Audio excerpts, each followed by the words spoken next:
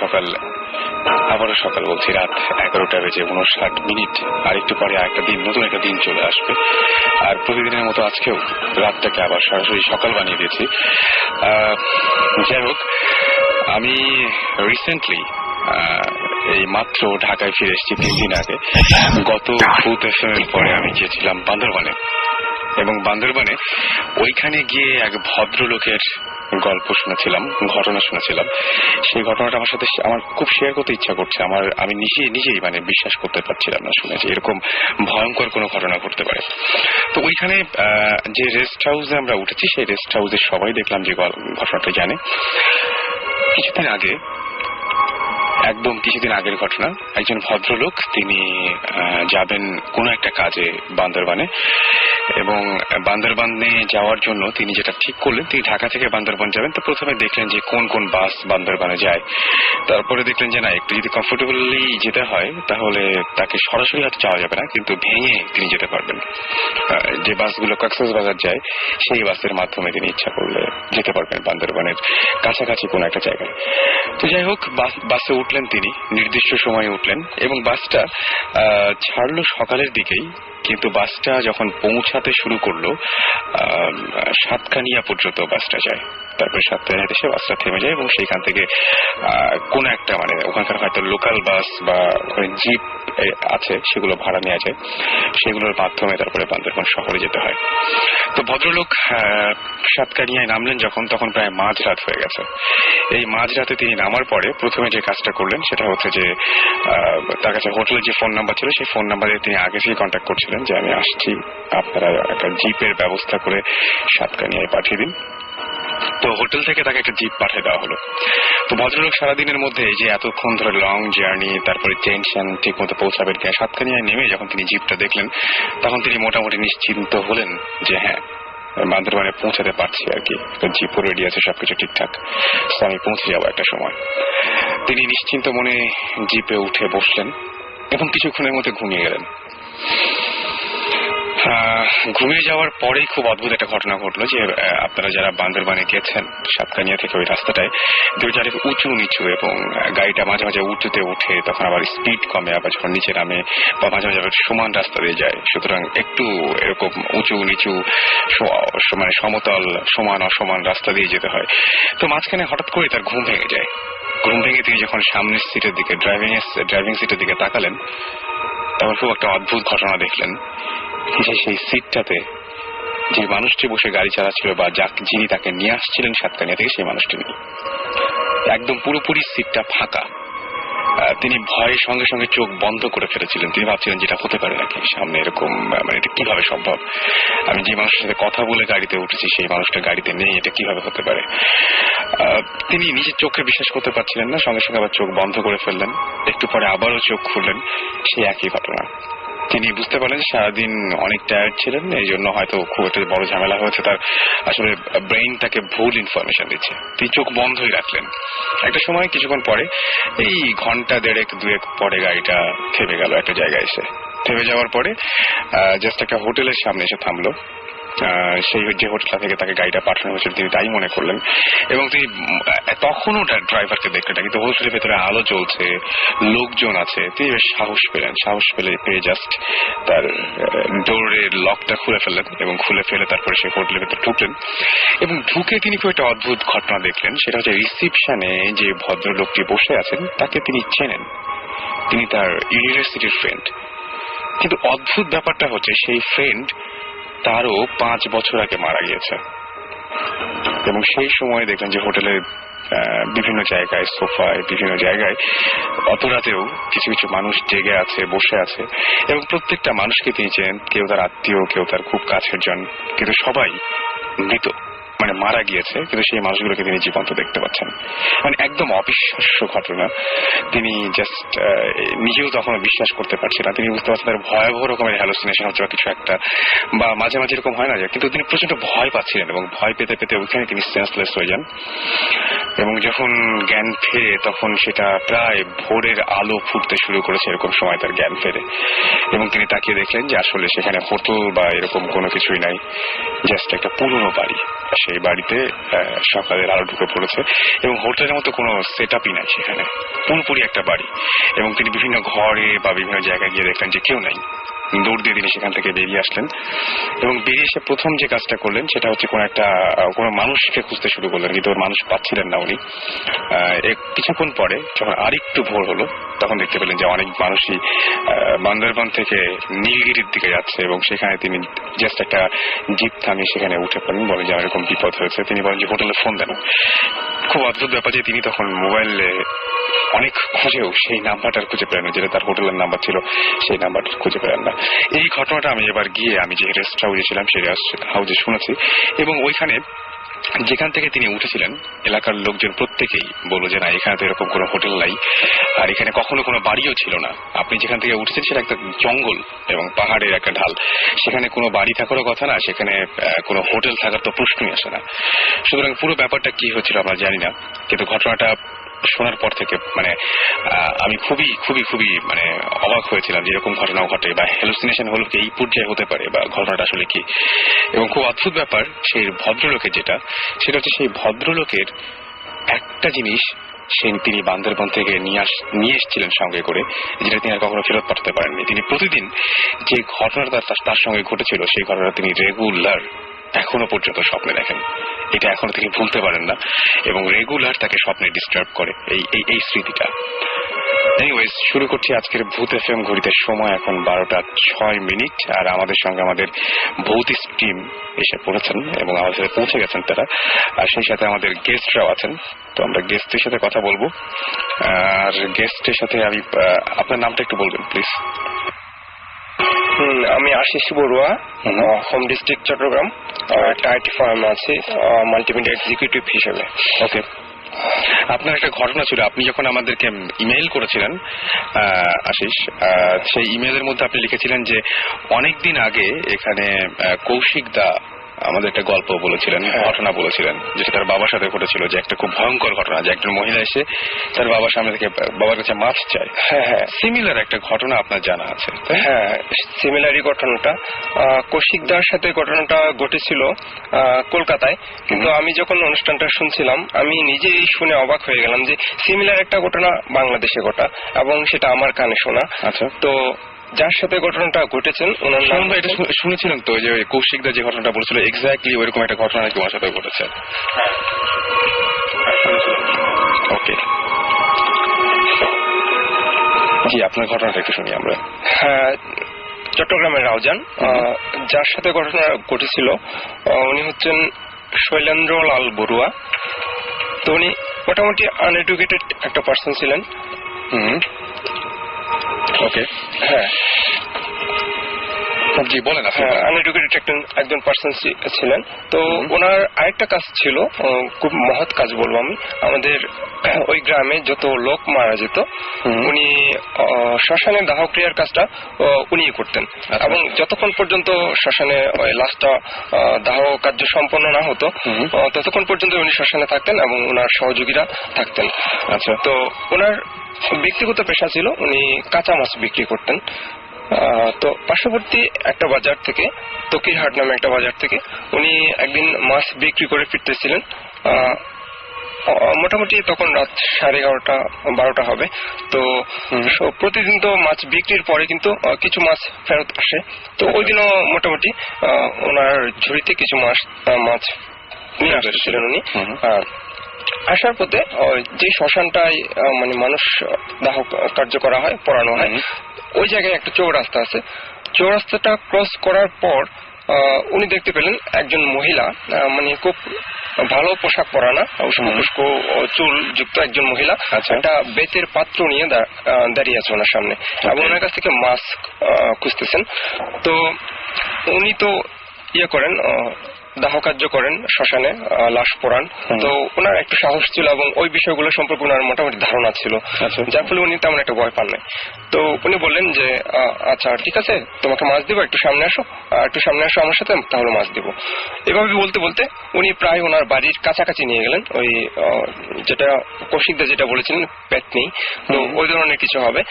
বাড়ির কাছাকাছি নিয়ে ওর কাছ থেকে ওর যে পাত্রটা ছিল ওটা কেড়ে নিলেন। ওকে, এবং ওই পেতনি কান্নাকাটি শুরু করলো যে আমার পাত্র দাও, আমার পাত্র দাও।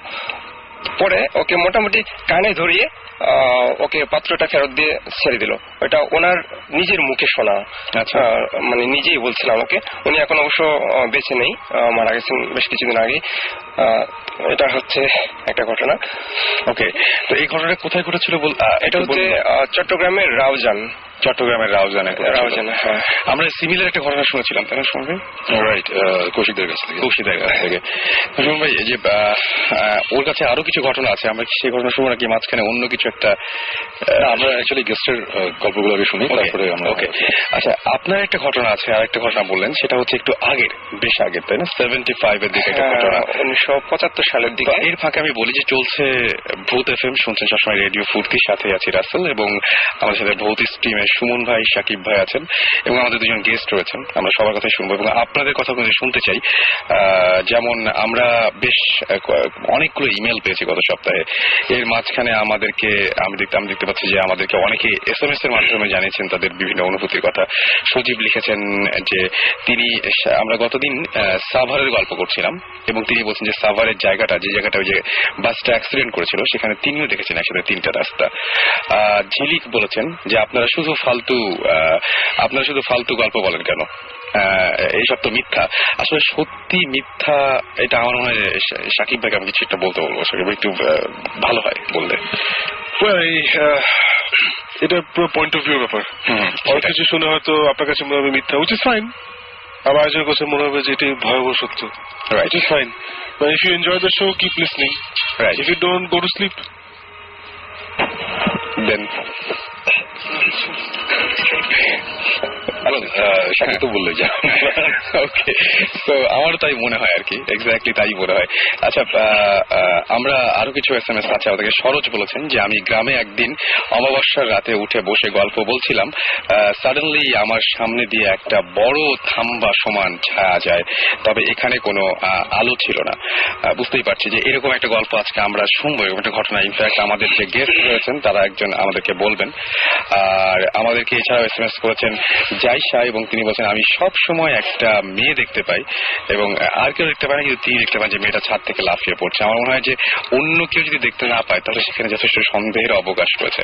এনিওয়েজ, আপনি যদি আপনার অনুভূতি শেয়ার করতে চান তাহলে শাউট লিখে স্পেস দিয়ে আপনার নাম লিখে স্পেস দিয়ে আপনার মেসেজ লিখে পাঠিয়ে দিন 9840 নাম্বারে। আপনি যদি আপনার ঘটনা শেয়ার করতে চান তাহলে bhootfm@radiofurti.fm এ ইমেল করতে পারেন, BHOOTFM@radiofurti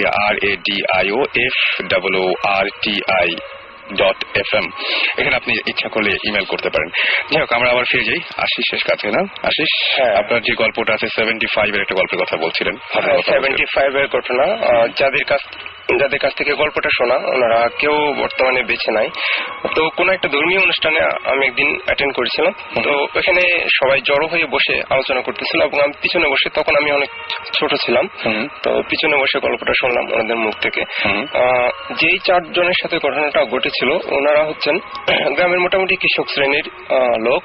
তো ওনারা শীতকালীন মৌসুমে সবজিগুলো চাষ করেন। ওকে, এখন যেখানে ওনারা চাষ করেন, যেখানে সবজি চাষ করেন, ওইখানে পানি সেচের তেমন ভালো ব্যবস্থা ছিল না। পাশে একটা খাল ছিল যেটা পাহাড়ি পানিগুলো নেমে আসতো এবং খুব অল্প।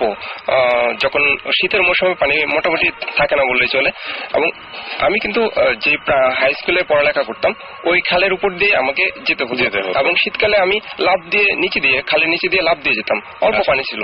তো সেচের মৌসুমে ওনাদের পানি দেওয়ার প্রয়োজন। এখন 4 জন বসে একদিন সন্ধ্যায় বসে করলেন, মানে সিদ্ধান্ত নিলেন বা আলোচনা করলেন যে আমাদের তো সেচ দেওয়া দরকার, এখন পানি স্বল্পতা, সুতরাং কি করা যায়। আচ্ছা, তো ওরা সিদ্ধান্ত নিল যে খালে যদি বাদ দেওয়া যায় তাহলে অল্প অল্প করে যে পানিগুলো আসে, পানিগুলো হয়তো জমা হয়ে তারা একটা পানির কালেকশন পাবে, পরবর্তীতে সেখান থেকে সেচ দিতে পারবে। ওকে, তো ওরা 4 জন ডিসাইড করলো আগামীকাল ভোরে আমরা মাটি কাটা শুরু করব এবং একটা বাদ দিব খালের মধ্যে। আচ্ছা, তো ওদের মধ্যে যে 4 জন ছিল, 4 জনের মধ্যে যিনি একটু ইয়ং টাইপের, যিনি, ওনাকে দায়িত্ব দেওয়া হলো যে তুমি ভোরে উঠে সবাইকে ঘুম থেকে জাগাবে এবং আমরা গিয়ে মাটি কাটা শুরু করব। ওকে, গ্রামের ঘটনা, সুতরাং ওই জায়গায় হয়তো ওই সময় দেওয়াল ঘড়ি বা ঘড়ির ব্যবস্থা ছিল না, বা গ্রামের লোকদের তেমন ইয়ে ছিল না, সুতরাং টাইম সম্পর্কে ওদের হয়তো তেমন ধারণা ছিল না। গভীর রাতে দেখা গেল যে লোকটাকে দায়িত্ব দেওয়া হলো, ইয়ং যিনি যাকে দায়িত্ব দেওয়া হলো, ওনার মতো আরেকজন লোক এসে 3 জনকে ডেকে তুললো মাটি কাটার জন্য। আচ্ছা, ওনার মতো আরেকজন লোক যে এসেছিল এটা আপনি জানেন, বা ওরা 3 জন তো নিশ্চয় তখন বুঝতে পারে নাই। তো তারা ভাবছে কি যাকে দায়িত্ব দেওয়া হয়েছে সেই আসছে, এবং পরবর্তীতে ওরা 4 জন গিয়ে মাটি কাটা শুরু করলো। অনেকক্ষণ ধরে মাটি কাটলো, বাট সকাল হচ্ছে না, কারণ ভোরে গেলে তো মোটামুটি ঘন্টাখানেক বা 2 ঘন্টা মাটি কাটলে সূর্যের আলো দেখার কথা, কিন্তু অনেকক্ষণ ধরে মাটি কাটার পরে দেখা যাচ্ছে ভোর হচ্ছে না। এবং তারা 2 জন মাটি করে নিয়ে যাচ্ছিল, বোঝাই করে নিয়ে যাচ্ছিল। 2 জন একটু সন্দেহ করলো যে তাদের মাটির পাত্রটা অনেক ভারী মনে হচ্ছে, একজন মানুষ যতটুকু মাটি বহন করতে পারে তার চেয়ে বেশি মনে হচ্ছে কেন জানি। তো ওদের কাছে একটু সন্দেহ হলো, এবং পরবর্তীতে ওরা ডিসাইড করলো যে এখন আমরা মাটি কাটবো, ওদের 2 জনকে নিতে বলবো। আচ্ছা, এবং পরবর্তীতে ওই সিদ্ধান্ত অনুযায়ী কথা হলো, এবং ওরা এসে কাটা শুরু করলো। পরবর্তীতে 2 জনকে, বাকি 2 জনকে যারা কাটতেছিল তাদেরকে মাটি নিয়ে যেতে বললো। 2 জনের মধ্যে ইয়ং যে সে ছিল। আচ্ছা, এবং পরবর্তীতে তারা সিদ্ধান্ত নিল যে যেহেতু আমাদের পাত্রে মাটিগুলো বেশি করে দিয়েছে সে, আমরাও একটু বেশি করে দিই। একজন মানুষ যতটুকু ক্যারি করতে পারবে না এর চেয়ে সে বাড়িয়ে দিল মাটি। তো দেখা যাচ্ছে যে ইয়ং সে কিন্তু খুব দ্রুততার সাথে নিয়ে মাটিগুলো ফেলে আসতেছে, কিন্তু আরেকজন যে সে কিন্তু পারতেছে না।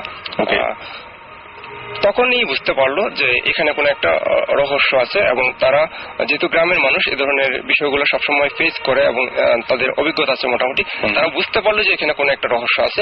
যে লোকটা এত ভারী বোঝা নিয়ে যেতে পারে, নিশ্চয়ই সে হতে পারে না, কারণ মানুষের পক্ষে এত বেশি মাটি ওজন বহন করা সম্ভব না। তখন ওরা 2 জন সিদ্ধান্ত নিল যে পরবর্তীতে যখন সে মাটি তুলতে মাথা নিচু করবে তখন কোদাল দিয়ে ঘাড়ের উপর একটা কোপ দেওয়া হবে, এবং তাই হলো। যখন সে নিচু হলো তার ঘাড়ে একটা কোপ দেওয়া হলো, এবং মানে এটা কি ও হেল্প করতেছিল ওদেরকে? হ্যাঁ, হেল্প করতেছিল না, মানে মাটি কাটার জন্য তো হেল্প করছিল, যে সেটার ব্যাপার ছিল। ওটার পরিবর্তে কোপ দেওয়ার সিদ্ধান্ত নিয়েছে না? কোন জায়গার কাহিনী এটা? এটা হচ্ছে চট্টগ্রামে ঘটনা, অনেক আগে। ইন্টারেস্টিং যে বলেন। তো তারা ফিরে ওখানে তার ঘাট থেকে মাথাটা আলাদা হয়ে গেল, ভয় পেয়ে ফিরে চলে আসলো। পরে ভোরে জাস্ট টাইমে যাকে দায়িত্ব দেওয়া হলো সকালে উঠে তাদের ভোরে ডাকার জন্য, সে জাস্ট টাইমে এসে ওদের ডাকতে গেল, এবং তখন সে ঘটনাটা বুঝতে পারলো। ঘটনাটা তাকে বলা হলো। পরের দিন ঘটনা জানার পর পরের দিন সকালে যখন ওই জায়গায় গিয়ে দেখলো তারা একটা কাক গলা কাটা অবস্থায় পড়ে আছে ঠিক ওই জায়গায় ওরা যেখানে কাজ করতেছিল। আচ্ছা, এটা কোথাকার ঘটনা বললেন? এটা হচ্ছে চট্টগ্রামের রাউজানের ঘটনা। গ্রামের নামটা বলা যাবে? এটা ফতেনগর গ্রাম। আচ্ছা, অবশ্য যাদের কাছ থেকে ঘটনাটা শুনছি আমার নামটা হয়তো মনে নাই ঘটনার কোথায় ঘটেছিল। আচ্ছা, তো বাট যে জায়গায় ঘটেছিল সে জায়গায় কি আপনার দেখা আছে বা জানেন? না, এটা অনেক আগের ঘটনা। আমি তখন অনেক ছোট ছিলাম, এবং ঘটনাটা যখন ঘটেছে তখন যারা বলেছেন আমাকে ঘটনাটা, ওনারাও তখন কিন্তু আমি যখন শুনেছি তখন ওনাদের বয়সও প্রায় 60 বা 70 আপ হয়ে গেছে। ওনাদের ইয়ং বয়সেই ঘটনাটা ঘটছিল। ওকে, অলরাইট। আচ্ছা, আমাদের সাথে আরো একজন গেস্ট রয়েছেন, তবে আমরা মনে হয় যে সেটা একটু মানে একটা ব্রেকের পরে যাই, মাঝখানে যদি একটা অন্য কিছু শুনতাম তাহলে বোধহয়। আমি ঘটনাটা আসলে বুঝতে পারছি না, আমি নিজেও আপনি ইচ্ছা আমি একটু জিজ্ঞেস করছি। সেটা হচ্ছে যে সেচ কাটার জন্যই তো রাতে ওদের উঠানো হয়েছিল, মানে ওটা তো ভালো একটা কাজ ছিল। হ্যাঁ, করার জন্য, খালে বাদ দেওয়ার জন্য। আচ্ছা, বাদ দেওয়ার কাজটা ছিল ভালো। তো ওখানে একটা কি জানি একটা এসে মানে ওরা বুঝতে পারলো যে ওদের মধ্যে একজন আছে যে আসলে মানুষ না, তাই তো? আমরা সিদ্ধান্ত নিয়েছিল গলা কেটে ফেলবে। মানে এটাতে কি এটাতে পরবর্তী কোনো ক্ষতি হয় নাই বা কোনো ধরনের কোনো ঝামেলা হয় না, নাই? এই ধরনের কোনো কিছু হয়তো বা এটা এক্সপ্লেনেশন কেউ দিতে পারছে যে আসলে না না তখনকার ওনারা তো মোটামুটি আনএডুকেটেড ছিলেন, তো ওই ধরনের ব্যাখ্যা এইসব জিনিসে তো আসলে এডুকেশন লাগে না, একদম অন্য জিনিস, কারণ ওখানে তো ওরা থাকেন। হ্যাঁ, ওটার ব্যাখ্যা আপনার সাথে এরকম কোনো তখন কথা হয়নি? অনেক ছোট ছিলাম, যার ফলে হয়তো ইয়ে করা হয়নি। ওকে। আসলে এরকম স্টোরি আসলে আমি তো অনেক শুনছি। হ্যাঁ, এরকম অনেক শুনছি। এবং আমার কাছে একটা জিনিস হচ্ছে কি যে আমি দেখেছি যে জায়গায় মানে যে জায়গায় হয়তো এরকম সেচের কাজ নাই, হয়তো মাছের কাজ আছে, সে জায়গায় মাছ মারতে ডেকে নিয়ে যায়, এরকম ঘটনা কিন্তু হয় যে পরিচিত একজন এসে ডেকে নিয়ে চলে গেছে।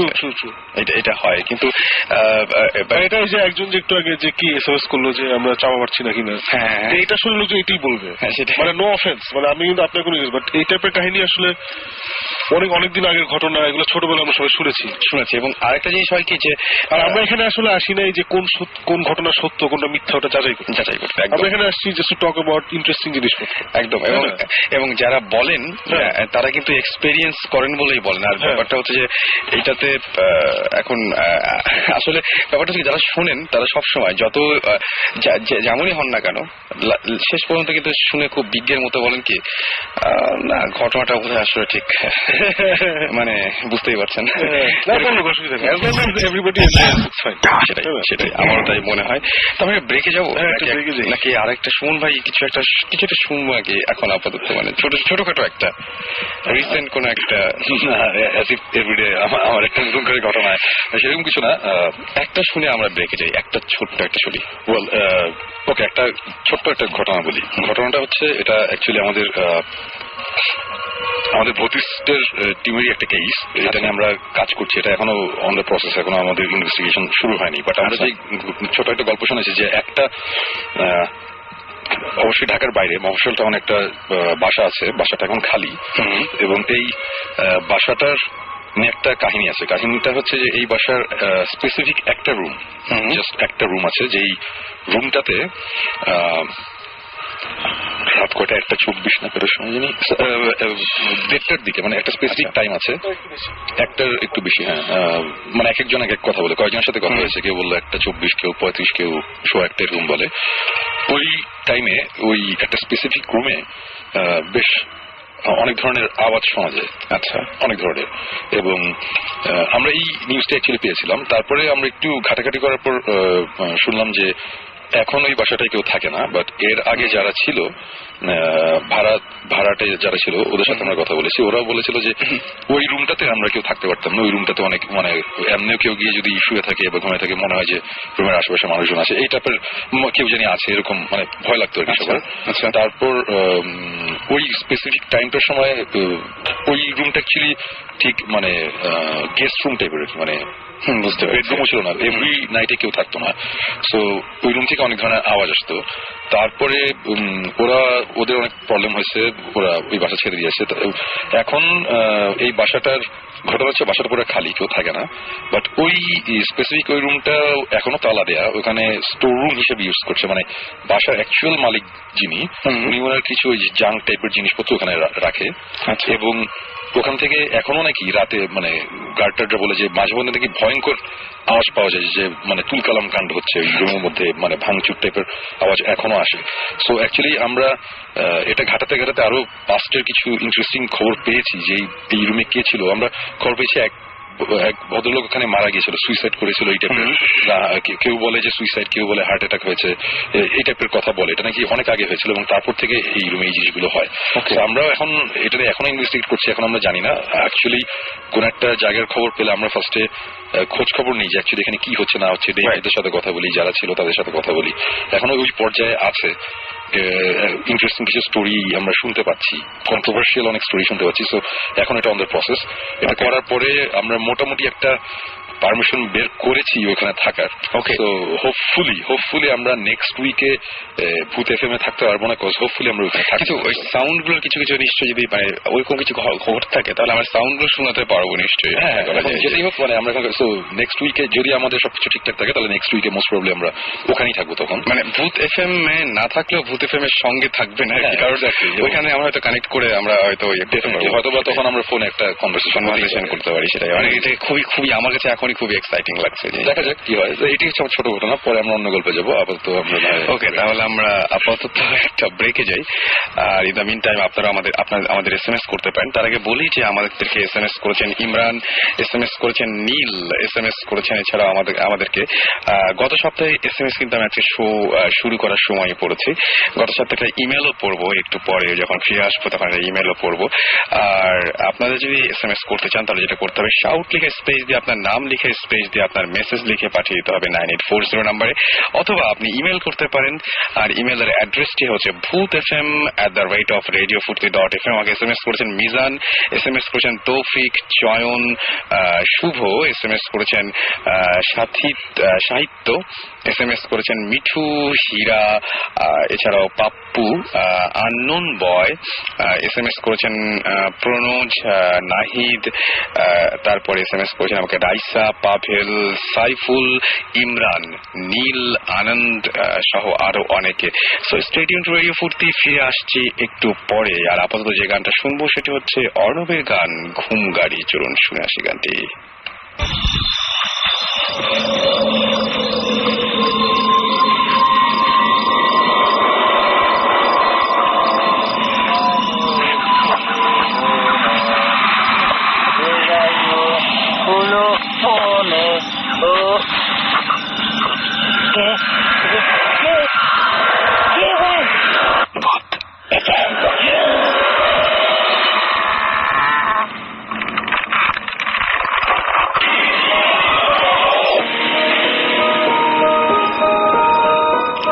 শুনছেন সবসময় রেডিও ফুর্তি, চলছে ভূত FM, সাথে আছি রাসেল এবং আমার সাথে রয়েছেন ভূত স্টিমের সুমন ভাই, রয়েছেন সাকিব ভাই এবং জিবরান ভাই। আর সেই সাথে আমাদের গেস্ট রয়েছেন আরো একজন, তার সঙ্গে এখন পরিচয় করে দেব। আপনার নামটা বলবেন একটু প্লিজ। আমার নাম তারেক, বাই প্রফেশন একজন সফটওয়্যার ইঞ্জিনিয়ার। তো ভূত এফএমে আসার উদ্দেশ্য আসলে ওই ধরনের কোনো স্ক্যারি কিছু না। ফার্স্ট থিং হচ্ছে যে আমি নিজেও জানতাম না যে এটা টাইপের একটা অনুষ্ঠান হয়, যে 2 দিন শোনা। আর মাঝে মাঝে সুমন ভাইকে ফেসবুকে স্ট্যাটাস আপডেট করতে দেখতাম যে আই এম রেডিও ফুর্তি। তো এই কারণে হঠাৎ করে একদিন লাস্ট ফ্রাইডের আগের ফ্রাইডেতে আমি দেখলাম, তো ভাবলাম যে সুমন ভাই আছে রেডিও ফুর্তিতে, অন করি কি স্যার। তো তখন জাস্ট জিনিসটা আসছে, ভৌতিক জিনিসটা আমি জানছি, আর এই ধরনের জিনিসগুলো আসছে আর কি। এনিওয়েজ এটা ডিফারেন্ট স্টোরি। তো আমরা তো গল্প, আমরা আপনার ঘটনা শুনবই, তবে তার আগে একটা কিছু কথা বলতে চাই। রাব্বি আমাদের SMS করেছেন, রাব্বি SMS করে বলছেন যে ভূত FM নাইস, আমি অলমোস্ট 6 এপিসোড শুনেছি, ভয় লাগে বাট মজাও লাগে, এক কথায় ভূত FM রক্স। আমাদের সৌরভ সিলেট থেকে SMS করে বলেছেন যে হ্যাঁ সাকিব ভাই আমরা মিস করেছি, আরেকবার বলুন। We love you, Rabbi. Okay, same here. মেয়ে হলে তাহলে বিয়ে প্রপোজাল পাঠাতে। অলরাইট, আমাদেরকে SMS করেছেন সৌরভ এবং না মেয়ে না, রাব্বি তো বলা যায় না, অত ভুল টাইপ ব্যাড লাক। যাই হোক, সৌরভ লিখেছেন যে সিলেট থেকে, যে বুরঘাটে আচ্ছা মাদ্রাসায়, তিনি বলছেন মাদ্রাসার মধ্যে, মাদ্রাসায় যে মাদ্রাসাটা আছে সেখানে তিনি বলছেন যে তিনি দাবি করছেন যে কিছু জিনও লেখাপড়া করে এবং তার ফ্রেন্ডদের সাথে সে জিনের একদম সরাসরি যোগাযোগ রয়েছে, তিনি সেটা দাবি করেছেন। সৌরভ সিলেট থেকে। ওকে, রিজভি আমাদের SMS করে বলছেন ভূত FM প্রোগ্রামটা খুবই ইন্টারেস্টিং। আমি আমার লাইফে অলওয়েজ স্পিরিচুয়াল ব্যাপারে কিউরিয়াস ছিলাম, and I have found an awesome place and it's Bhoot FM। Okay, thank you so much, thank you. আমাদের সাকিব SMS করেছেন এবং তিনি বলছেন আমার খালা লন্ডনে থাকার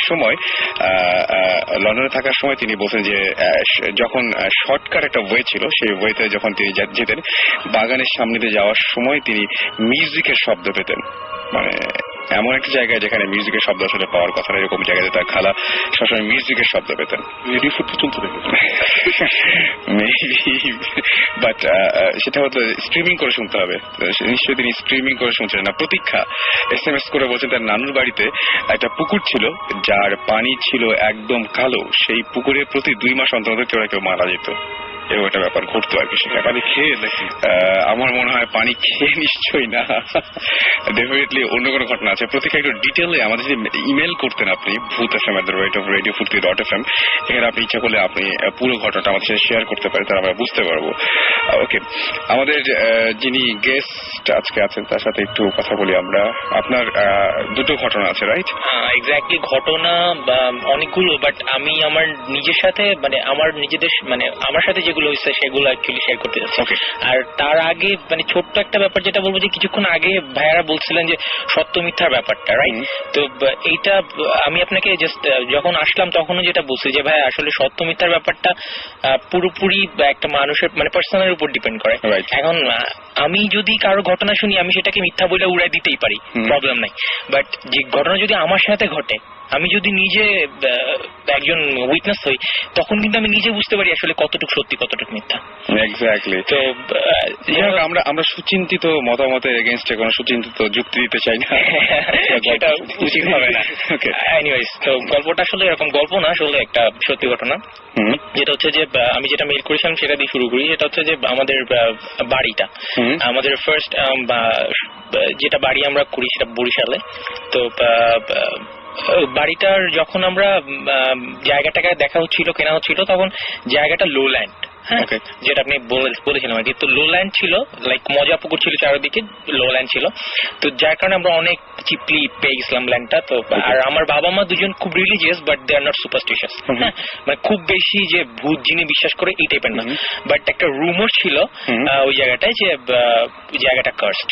ওকে, লাইক কিরকম যে অনেক আগে, তারও 10-15 বছর আগে একটা ওই জায়গাটা এত লোল্যান্ড ছিল না, বুশি ছিল, অনেক অনেক ফিল্ড ছিল, সবুজ গাছ টাছ ছিল, অনেক জঙ্গল মতো ছিল। তো ওই জঙ্গলের একটা গাছে একটা মেয়ে হচ্ছে সুসাইড করছে, হ্যাং বাই দ্য নেক। ওকে, তো তারপরে ওইটা একটু হন্টেড টাইপের হয়ে গেছিল জায়গাটা। ওকে, তো আমি জানি না এটা সবাই বলতো আর মানে লোকাল পিপলের ফিডব্যাক, এটা হচ্ছে হিউমারটা।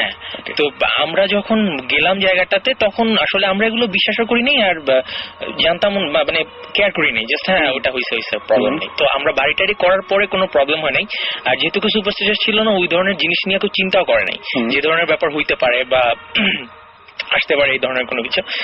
তো ফার্স্ট 2-3 ইয়ার্স 4 ইয়ার্স খুব ভালো, কোনো প্রবলেম নাই।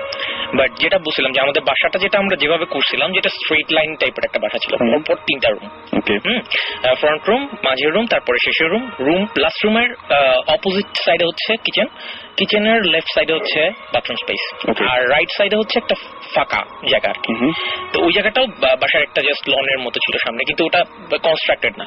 ওকে, তো এক্স্যাক্টলি মানে যেটা মানে আমাদের পজিশন ওয়াইজ এবং বিল্ডাররা যখন বাড়িটা করছেন, বিল্ডাররা হচ্ছে লোকাল বিল্ডার ছিলেন, এবং বিল্ডাররা যখন বাড়িটা করছেন তখন তারা বলছিলেন যে ওই জায়গাটা কিছু না করতে, মানে যে কোন জায়গাটা, যেটা ফাঁকা ছিল, জায়গাটা ফাঁকা ছিল, রাইট, মানে কিচেনের পাশে যে জায়গাটা ছিল। তো অ্যাকচুয়ালি আমাদেরও বাজেট একটু টাইট ছিল, যার কারণে আমরা ওদিকে হাতটা দিইনি। কিন্তু যখন ওইখানে একটা রুম তৈরি করার কথা হচ্ছে, বাবা চাচ্ছেন যে ওখানে একটা রুম করবে, ওই যখন প্ল্যাম্বাররা কাজ করছে, খোদাই হচ্ছে, পিলার্স হচ্ছে, ইনসিডেন্ট গুলো তখনই আস্তে আস্তে শুরু হলো। আচ্ছা, তো ইনসিডেন্ট গুলো যেটা শুরু হয়েছে, আমি মানে ইয়েতে বলি আর কি, মানে একদম ক্লিয়ারলি বলি, যেটা হচ্ছে ফার্স্টে যেটা হইতো, লাইক রাত্রবেলা 1টা 1:30 2টা এরকম ফ্রন্ট ডোরে কেউ নক করতেছে, বেল প্রেস করতেছে বা নক করতেছে, করে চলে গেল।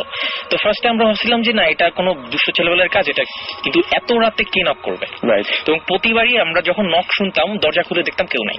ওকে, বাট এটা নিশ্চয়ই ওরকম সুইফটলি হইতো না। তো এক রাতে আমরা চিন্তা করলাম কি যে না, আজকে দেখি কি হয়, বা এটা খুব ফ্রিকোয়েন্ট, প্রথম দিকে খুব ফ্রিকোয়েন্ট হইতো না, পরে খুবই ফ্রিকোয়েন্টলি হওয়া শুরু করছে। তো যখন শুরু করছে, মানে ফ্রিকোয়েন্টলি শুরু হয়েছে, তখন যে জিনিসটা আসলে মানে একটু আমরা সবাই মানে অ্যানোয়িং হয়ে মানে ছিলাম আগে থেকেই, বাট কি হয়েছে, এটা কি হইতেছে, এই ধরনের একটা ব্যাপার। তো এনিওয়েজ, তো তখন আমরা ডিসাইড করলাম, বেসিক্যালি আমি ছিলাম আর আমার ভাইয়া ছিল, তো ডিসাইড করলাম যে আজকে রাতে দেখবো আমরা কি অবস্থা। ওকে, সো আমরা আমাদের ওই জাস্ট ফ্রন্ট ডোরের পাশে একটা জানলা ছিল, ওটা খুললে ফ্রন্ট ডোরটা দেখা যেত, মানে ফ্রন্ট ডোরের সামনে কি আসছে না আসছে আমরা ওটা থেকে দেখতে পারতাম। ওকে, তো আমরা মোটামুটি জানালাটা চাপায় রাখছি, যে যদি কোনো দুষ্ট ছেলে হয় আমরা খুলে সাথে সাথে ওকে দেখতে পারবো। তো জানালাটা চাপায় রেখে আমরা বসে আছি, কি হয় দেখি। তো বসে থাকতে থাকতে অনেক রাত হয়ে গেছে, তখন 1টা 1:30 অনেক রাত হয়ে গেছে। তো আমরা একটু স্বাভাবিকভাবে, তখন ছোট আমি, অনেক জীবনী আসছে, রাইট। তো হঠাৎ করে শব্দ, দরজাতে। তো মানে খুব হেভি প্রেসার দিচ্ছে, কেউ যেন নক করছে, তো বেল রিং হচ্ছে তার সাথে একই সাথে। তা আমরা যখন সাউন্ডটা পেলাম, পেয়ে আমরা জাস্ট জিমনি থেকে উঠে গেছি। একারা নিশ্চয়ই, মানে সেখানে আমার ভাইয়া ছিল এবং দুজনই জিনিসটা উইটনেস, আমরা দুজনই দেখছি। জাস্ট জানালাটা খোলার পরেই দরজার মানে শব্দটা থেমে গেল এবং ওখানে কেউ নাই, মানে একদম নাথিং, নোবডি ওয়াজ দেয়ার। হ্যাঁ, মানে জিনিসটা আমি জানি না, মানে আমার মানে তখন ওই জায়গা থেকে আমরা প্রচন্ড মানে ওইখানে শেষ এই টাইপের একটা ব্যাপার ছিল, হয়ে গেছিল আর কি। তখন তো আমি অনেক ছোট, আমি তো কিছু বুঝতাম না, এত এক্সপ্লেনেশন বা এত কিছু আসতো না মাথায়। এটা ছিল একটা ব্যাপার। এবং এর সাথে সাথে যেটা শুরু হয়েছে, ছাদের উপরে প্রচন্ড শব্দ। প্রচন্ড শব্দ মিন্স ওই বাসাটার ছাদে এবং ওই জায়গাটাতে, এক্স্যাক্টলি ওই বাসাটাতে এবং ওই জায়গাটাতেই, রাইট। আচ্ছা, আমাদের বাসাতে মুভ করে না, মানে স্পেসিফিক কোন জায়গায় নাকি? না, আমাদের ছাদে, বাসার ছাদে, বা ছাদ তো একটাই ছিল, তিনটা রুম। এগুলো শুরু হয়েছে যখন আপনার ওই রুমটা হবে, রাইট, এক্স্যাক্টলি। তো তারপরে মানে আওয়াজগুলো পাচ্ছিলাম, মানে লাইক দাপাচ্ছে কেউ ছাদের উপরে উঠে, আবার গান করতেছে, মানে লাইক এরকম গ্লিটারিং আওয়াজে হা হা হি করলে যেটা শব্দ হয় সেম। তো হাসতেছে কেউ, কখনো আবার চিল্লাচিল্লি করতেছে, এই টাইপের। তো এরকম না যে খুব, আমাদের সিঁড়িটা ছিল আবার কলাসিয়াল গেটের ভিতর দিয়ে আটকানো, যে কেউ যদি দুষ্ট ছেলে টেলে সিঁড়ি দিয়ে উঠে যে ই করবে তা না। আবার বাসাটা খুব হাইও ছিল না যে কেউ বেয়ে উঠতে পারে, বাসায় যে পাইপ ছিল কেউ বেয়ে উঠতে পারে। তো আমরা ওরকম প্রথমে গা করিনি, কিন্তু রেগুলার হওয়ার পরে জিনিসটা আসলে ওই পর্যায়ে থাকে নাই, চিন্তা হয়। হ্যাঁ, সেটাই তো। তাও আমরা এই জিনিসগুলো ইগনোর করা যায়, ইগনোর করে থাকা যায়, বা একটা পর্যায় পর্যন্ত টলারেবল। কিন্তু এর পরে যে ব্যাপারটা হয়েছে সেটা সবচেয়ে বেশি ইন্টারেস্টিং। সেটা হইতেছে যে আমরা যখন ওই রুমটাতে যাব, মানে ওই রুমটা তৈরি করা হয়ে গেছে, কিন্তু রুমটা হচ্ছে কি, যখন ফ্লোরটা হয়, ফ্লোরটা কিন্তু ভিজায় রাখতে হয়, নতুন যে বাসা একদম কয়েকটি দিন, হ্যাঁ 3টা বা 4টা দিন ভিজায় রাখতে হয়, মানে সিমেন্টটা যাতে শক্ত হয়। তো ওইটা রুমটা জাস্ট ভিজানো ছিল ফ্লোরটা, আর রুমের ফ্রন্ট ডোরটা ছিল জাস্ট কিচেনের পাশেই তো রুমটা হয়েছে।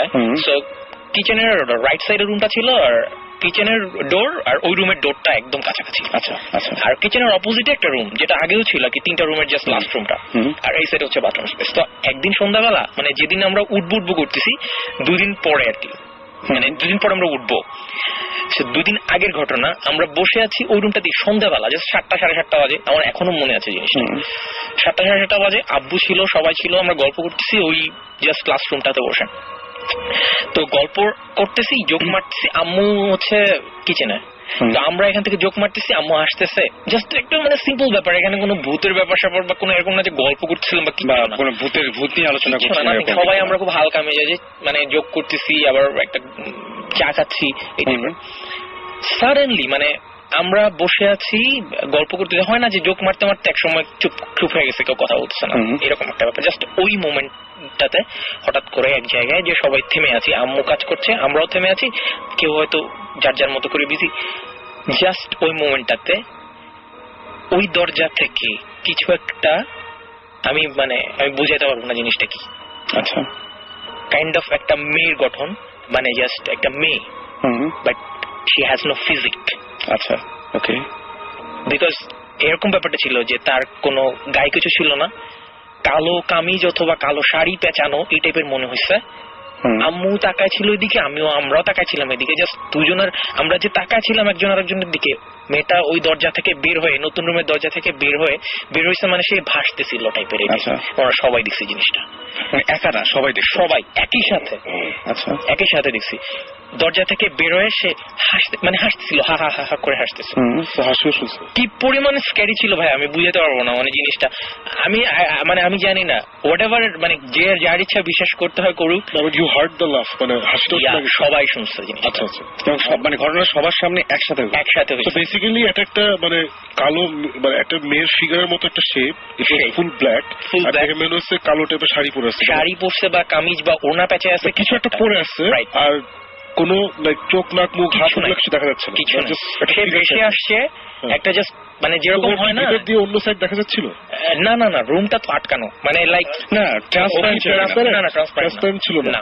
আচ্ছা, ট্রান্সপারেন্ট ছিল না, বাট জিনিসটা কমপ্লিটলি রিজিডও ছিল না, জিনিসটা সলিডও ছিল না, আচ্ছা সেমি ব্যাপারটা ছিল Smoky, একটু স্মোকি, রাইট, স্মোকি ফগি টাইপের ছিল। কুয়াশার ভিতরে একটা মানুষের প্রতিচ্ছবি যেরকম দেখা যায় এক্সাক্ট জিনিসটা সেটাই ছিল, বাট ওখানে কোনো কুয়াশা ছিল না, কিছু ছিল না, ওখানে সব কনস্ট্রাক্টেড, দেয়াল, দরজা, ওখানে কি হবে? তো সে জাস্ট দরজা থেকে বেরোয় হাসতে হাসতে, সবাই লাফটা শুনছে এবং লাফটা এত স্ক্যারি ছিল, আমার এখন সিম্পলি দেখেন আমার রোম দাঁড়ায় গেছে কথা বলতে বলতে, বিকজ এত স্ক্যারি ছিল জিনিসটা। বের হয়ে সে বাথরুম স্পেস যেটা ছিল ওটা ওখানে সে ভ্যানিশড, এবং ওই মোমেন্টটা 5 মিনিট বা 7 মিনিটের জন্য আমরা সবাই ওইখানে মানে স্টাক হয়ে গেছিলাম। ডোন্ট থিঙ্ক যে আমি জিনিসটা মেকআপ করছি, ডোন্ট থিঙ্ক, এটা সিরিয়াস। না আমরা তো এগুলো চিন্তাই করি।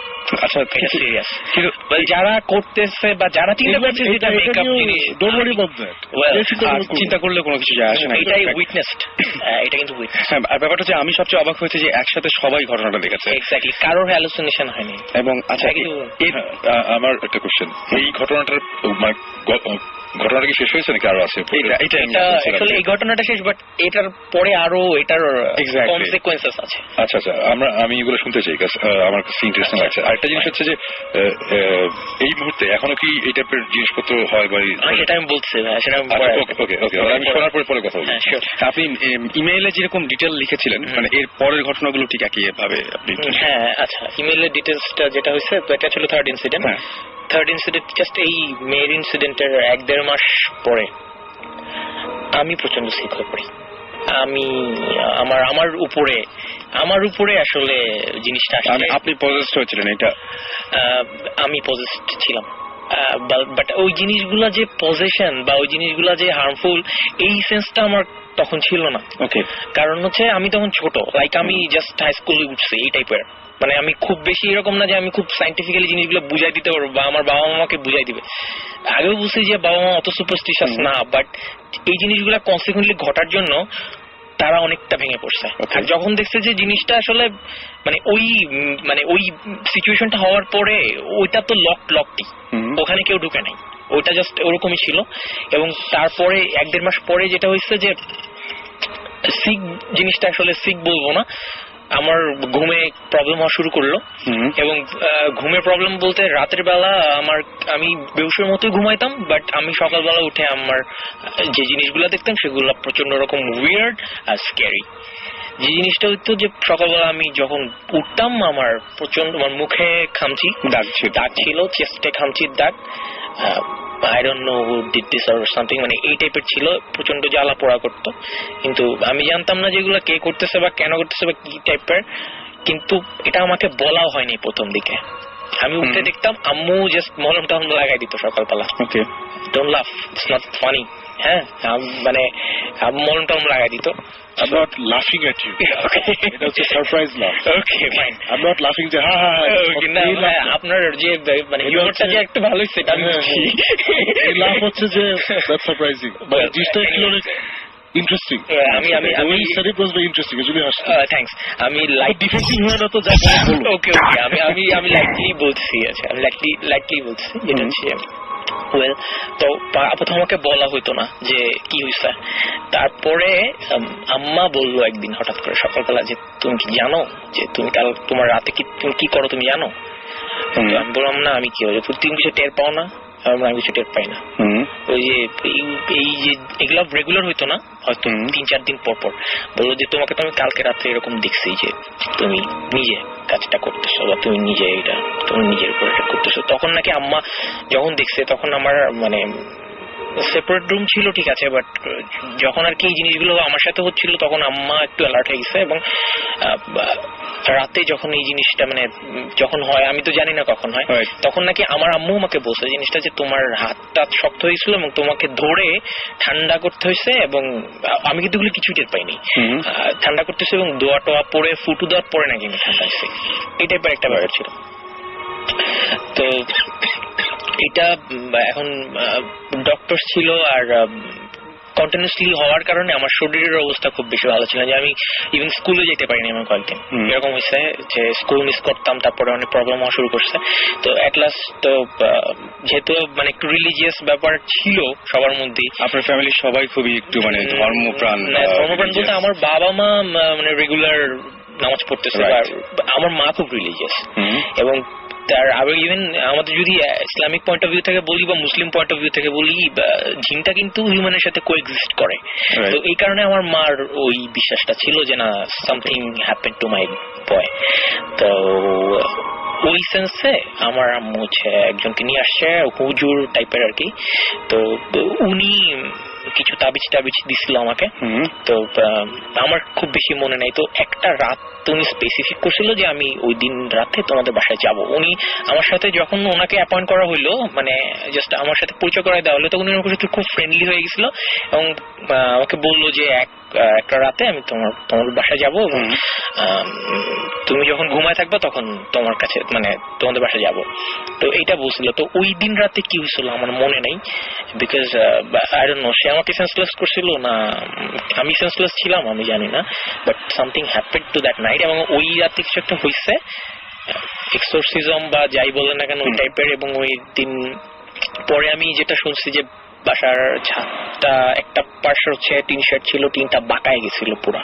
আচ্ছা, সামথিং এমন কিছু পড়ছে ওটার উপরে যে টিনটা পুরা বাঁকায় গেছিল এবং আমি নিজে দেখছি এটা বাঁকানো অবস্থায়। বাট শব্দ পাওয়া বা যখন এক্সারসাইজটা হচ্ছিল তখন আমি। এবং তারপর থেকে আপনার এই ধরনের কোনো সমস্যা হয়? তারপর থেকে আমার এই ধরনের কোনো প্রবলেম হয়নি। কিন্তু ঘটনা তো এখানে শেষ না। ঘটনা এখানে শেষ না। আচ্ছা, ঘটনাটা তাহলে এরপরে যেটা হলো মানে আমি রিকভার করলাম। ইভেন আমি ওইটা আমাকে আমার অনেক হাতে টাতে কি কি যেন দিছিল, আমার এখনো মনেও নাই। তো ওগুলো নিয়েই আমাকে স্কুলে যাইতে হতো এবং রেগুলার কাজটা। আপনি তো সুস্থ হলেন, কিন্তু তারপরে ঘটনাটা টিকে থাকলো কিভাবে? আমি সুস্থ হলাম, তারপরে আসলে টিকে থাকাটা আসলে যেটা বুঝছে যে এখনো টিকে আছে কিনা, এখনো টিকে আছে কিনা সেটা বলছি। যেটা হচ্ছে যে এরপরে আমার আম্মুর উপরেও একটা ছোটখাটো একটা অ্যাটাক হয়েছে। আচ্ছা, তো সেটাও ওইভাবে ট্যাকেল করা হয়েছে। তারপরে আমরা ডিসিশন নিলাম যে আমরা এই বাড়িতে থাকবো না। এক্স্যাক্টলি। এবং সেটা তারপরে অনেকটাও এবং আশেপাশের লোকজনের অনেক ইনফ্লুয়েন্স ছিল। আর তারপর আমরা একটু স্ক্যার ছিলাম। আর পরে অবশ্যই মানে ওইভাবে আর ভয় পাওয়ার কিছু হয় নাই, বাট একটু স্ক্যার ছিলাম। এবং ওই যে রুমটা ওটা একদম কমপ্লিটলি লকড, অ্যাবান্ডেন্ড। ওকে। এবং ওই বাসাটাতে এখন আর মানে আমরা পরে যখন চলে আসার সময় ভাড়া হয়েছিল, আমরা ওটা এখনো ভাড়া দিতেছি। তাদের সাথে কোনো প্রবলেম হচ্ছে না? তাদের সাথে তারা শেয়ার করছে না। এবং এক্স্যাক্টলি কিন্তু আসলে যেটা হচ্ছে যে আমরা কিন্তু কাউকে বলি নাই। আচ্ছা, ওই রুমটা তো রাইট, ওই রুমটা তাহলে কি অবস্থা? যে রুমটাতে লকড, তার মানে ওটা ভাড়া হয় না কখনো? ওটা আমরা দেই না। আচ্ছা, ভাড়া দেন না? হ্যাঁ, আমরা বলিও না যে কেন দিন না। এবং ওইটা বন্ধ থাকলে আর কোনো ওই বাড়িতে কোনো সমস্যা হয় না? না, এখন পর্যন্ত আমরা এরকম কোনো কিছু পাই নাই, বা হইলেও হয়তো তার ওইভাবে শেয়ার করে নাই। যে আমরা যদি তাকে বলে রাখতাম যে ওখানে একটা প্রবলেম আছে, তারা কিন্তু ছোটখাটো ব্যাপারগুলো নিয়ে বলতো যে না এটা কিন্তু ওই কারণে হইতে পারে। সো এই কারণে আমরা কোনো ধরনের কোনো আগে থেকে করিনি, জিজ্ঞেস করিনি বা তারা বলিও নাই, দরকার নাই। ঠিক আছে, ইটস অলরাইট, ওটা থাক। তো রিসেন্ট আমি যখন মানে কিছুদিন আগে যখন একটা যেটা ব্যাপার আমি মানে ওরা বলছিল যে রুমের দরজাটা এরকম হয়ে গেছে, কাঠের দরজা তো ওটা ঘন ধরে না, পোকা ধরে না, পোকা ধরে দরজাটা খেয়ে ফেলছে। তো তখন আমরা একটু ওরিড হয়ে গেছিলাম যে কি হয়েছে আসলে, হচ্ছেটা কি হবে। তো পরে আসলে ওটা আমরা বললাম যে আপনারা একটু জাস্ট এটা রিপেয়ার করে নেন। তো ওরা রিপেয়ার করে নিছে। তো আই ডোন্ট নো যে এখনো ওই ধরনের কোনো ইনসিডেন্ট হচ্ছে কিনা, we don't know actually, because তাদেরকে আমরা কোনো ধরনের করিনি। মানে তো তারা যদি এরকম কিছু দেখেও তারা হয়তো ওইভাবে আমাদের সাথে শেয়ার করবে না বা করে না। সেটাই, শেয়ার করার কোনো কারণ নাই। সাধারণত এই সমস্ত জিনিস মানুষ শেয়ার করতে চায় না, করে না। আর মানে এটা তো মানে সবাই ফার্স্ট টাইমই বলে যে দূর এগুলো ভুয়া। সো এটা তো মানে এই পর্যন্তই তো গল্পটা ছিল। গল্পটা আসলে এই পর্যন্তই। না, অনেক ইন্টারেস্টিং। আমি একটা জিনিস জানতে চাই যে লাস্ট ইনসিডেন্টটা কতদিন আগে হবে? লাস্ট ইনসিডেন্টটা হচ্ছে মানে আমাদের সাথে যেটা হয়েছে, আমরা যেটা উইটনেস করছি সেটা লাস্ট ছিল 1996-এ। মানে এটা অনেকদিন আগের। হ্যাঁ, অনেকদিন আগের ঘটনা। তারপর থেকে কি লকড রুমটা এখন? ওকে, তারপর ওই রুমে জাস্ট ওইটা ভাইয়া যে বললেন স্টোর রুম টাইপের, ওরকম হয়ে গেছে। মানে আমরা যে মানে খুবই ইন্টারেস্টিং। আমি আজকে এসে যে ঘটনাটা বললাম এটার সাথে অনেক, আমি এই জন্য আপনাকে মাঝখানে জিজ্ঞেস করি। হ্যাঁ, মানে যখন আমরা অন এয়ারে ছিলাম না তখন ইনফ্যাক্ট আমাকে জিজ্ঞেস করেছিল যে এটা কোন এরিয়াতে। আচ্ছা, ওই তখন বলতেছিলাম একটা জিনিস আবার বলি যে আমি সাকিব বা জিবরান এসে আমরা যে ঘটনাগুলো বলি ওইগুলো তো আমরা রিভিল করতে পারি না অ্যাকচুয়ালি কোথায়, মানে এক্সাক্ট প্লেস সম্ভব হয় না। এই কারণ কি আমি গত সপ্তাহ পর্যন্ত আমি ইমেল পেয়েছি এবং SMS পেয়েছি যে অনেকেই যাচ্ছে 27 নম্বরের বাড়ি দেখতে। তো মানে এটা খুবই আমি 27 নম্বর এই কথাটা বলে যে কি ভুলটা করছি বিশাল, মানে এটা তো সবাই 27 নম্বরের সব বাসার সামনে দাঁড়া থাকে, শুধু দাঁড়িয়ে থাকেন। আমি এরকম শুনেছি, খবর পেয়েছি যে বাসায় যে জিজ্ঞেস করে যে ভাই আপনাদের বাসায় কোনো প্রবলেম আছে, তো আমি বলছি যে ভাই এইটা করলে মানে ওর পরে আমি আরো কানা ধরছি যেগুলো ডিটেলটা বলা যাবে না, বিকজ আমাদের এরকম জায়গাও আছে, এরকম জায়গায় আমরা গিয়েছি মানে আমাদের মোটামুটি পারলে মানে কাগজে সাইন করিয়েছে যে আমরা কাউকে কোনো অবস্থাতে বলতে পারবো না যে এটা এই বাসা।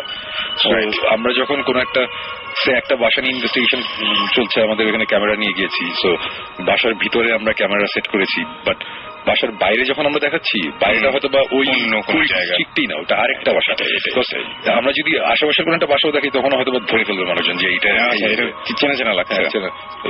এই কারণে আমাদের খুব মজা হবে যে শুন ভাই, ধরেন আমরা আরেকটা ডিস্ট্রিক্টের বাসায় এমনি দেখালাম, তারপর আসলেই হন্টেড, ওইটা তো অন্য কথা। বাট দেন এগেইন আমরা অন্য বাসা যখন দেখাচ্ছি ওরাও জানে যে ওদের বাসাটা দেখানো হচ্ছে, এটা অসুবিধা নেই, ওইটা ওইভাবেই হ্যান্ডেল করতে হয়।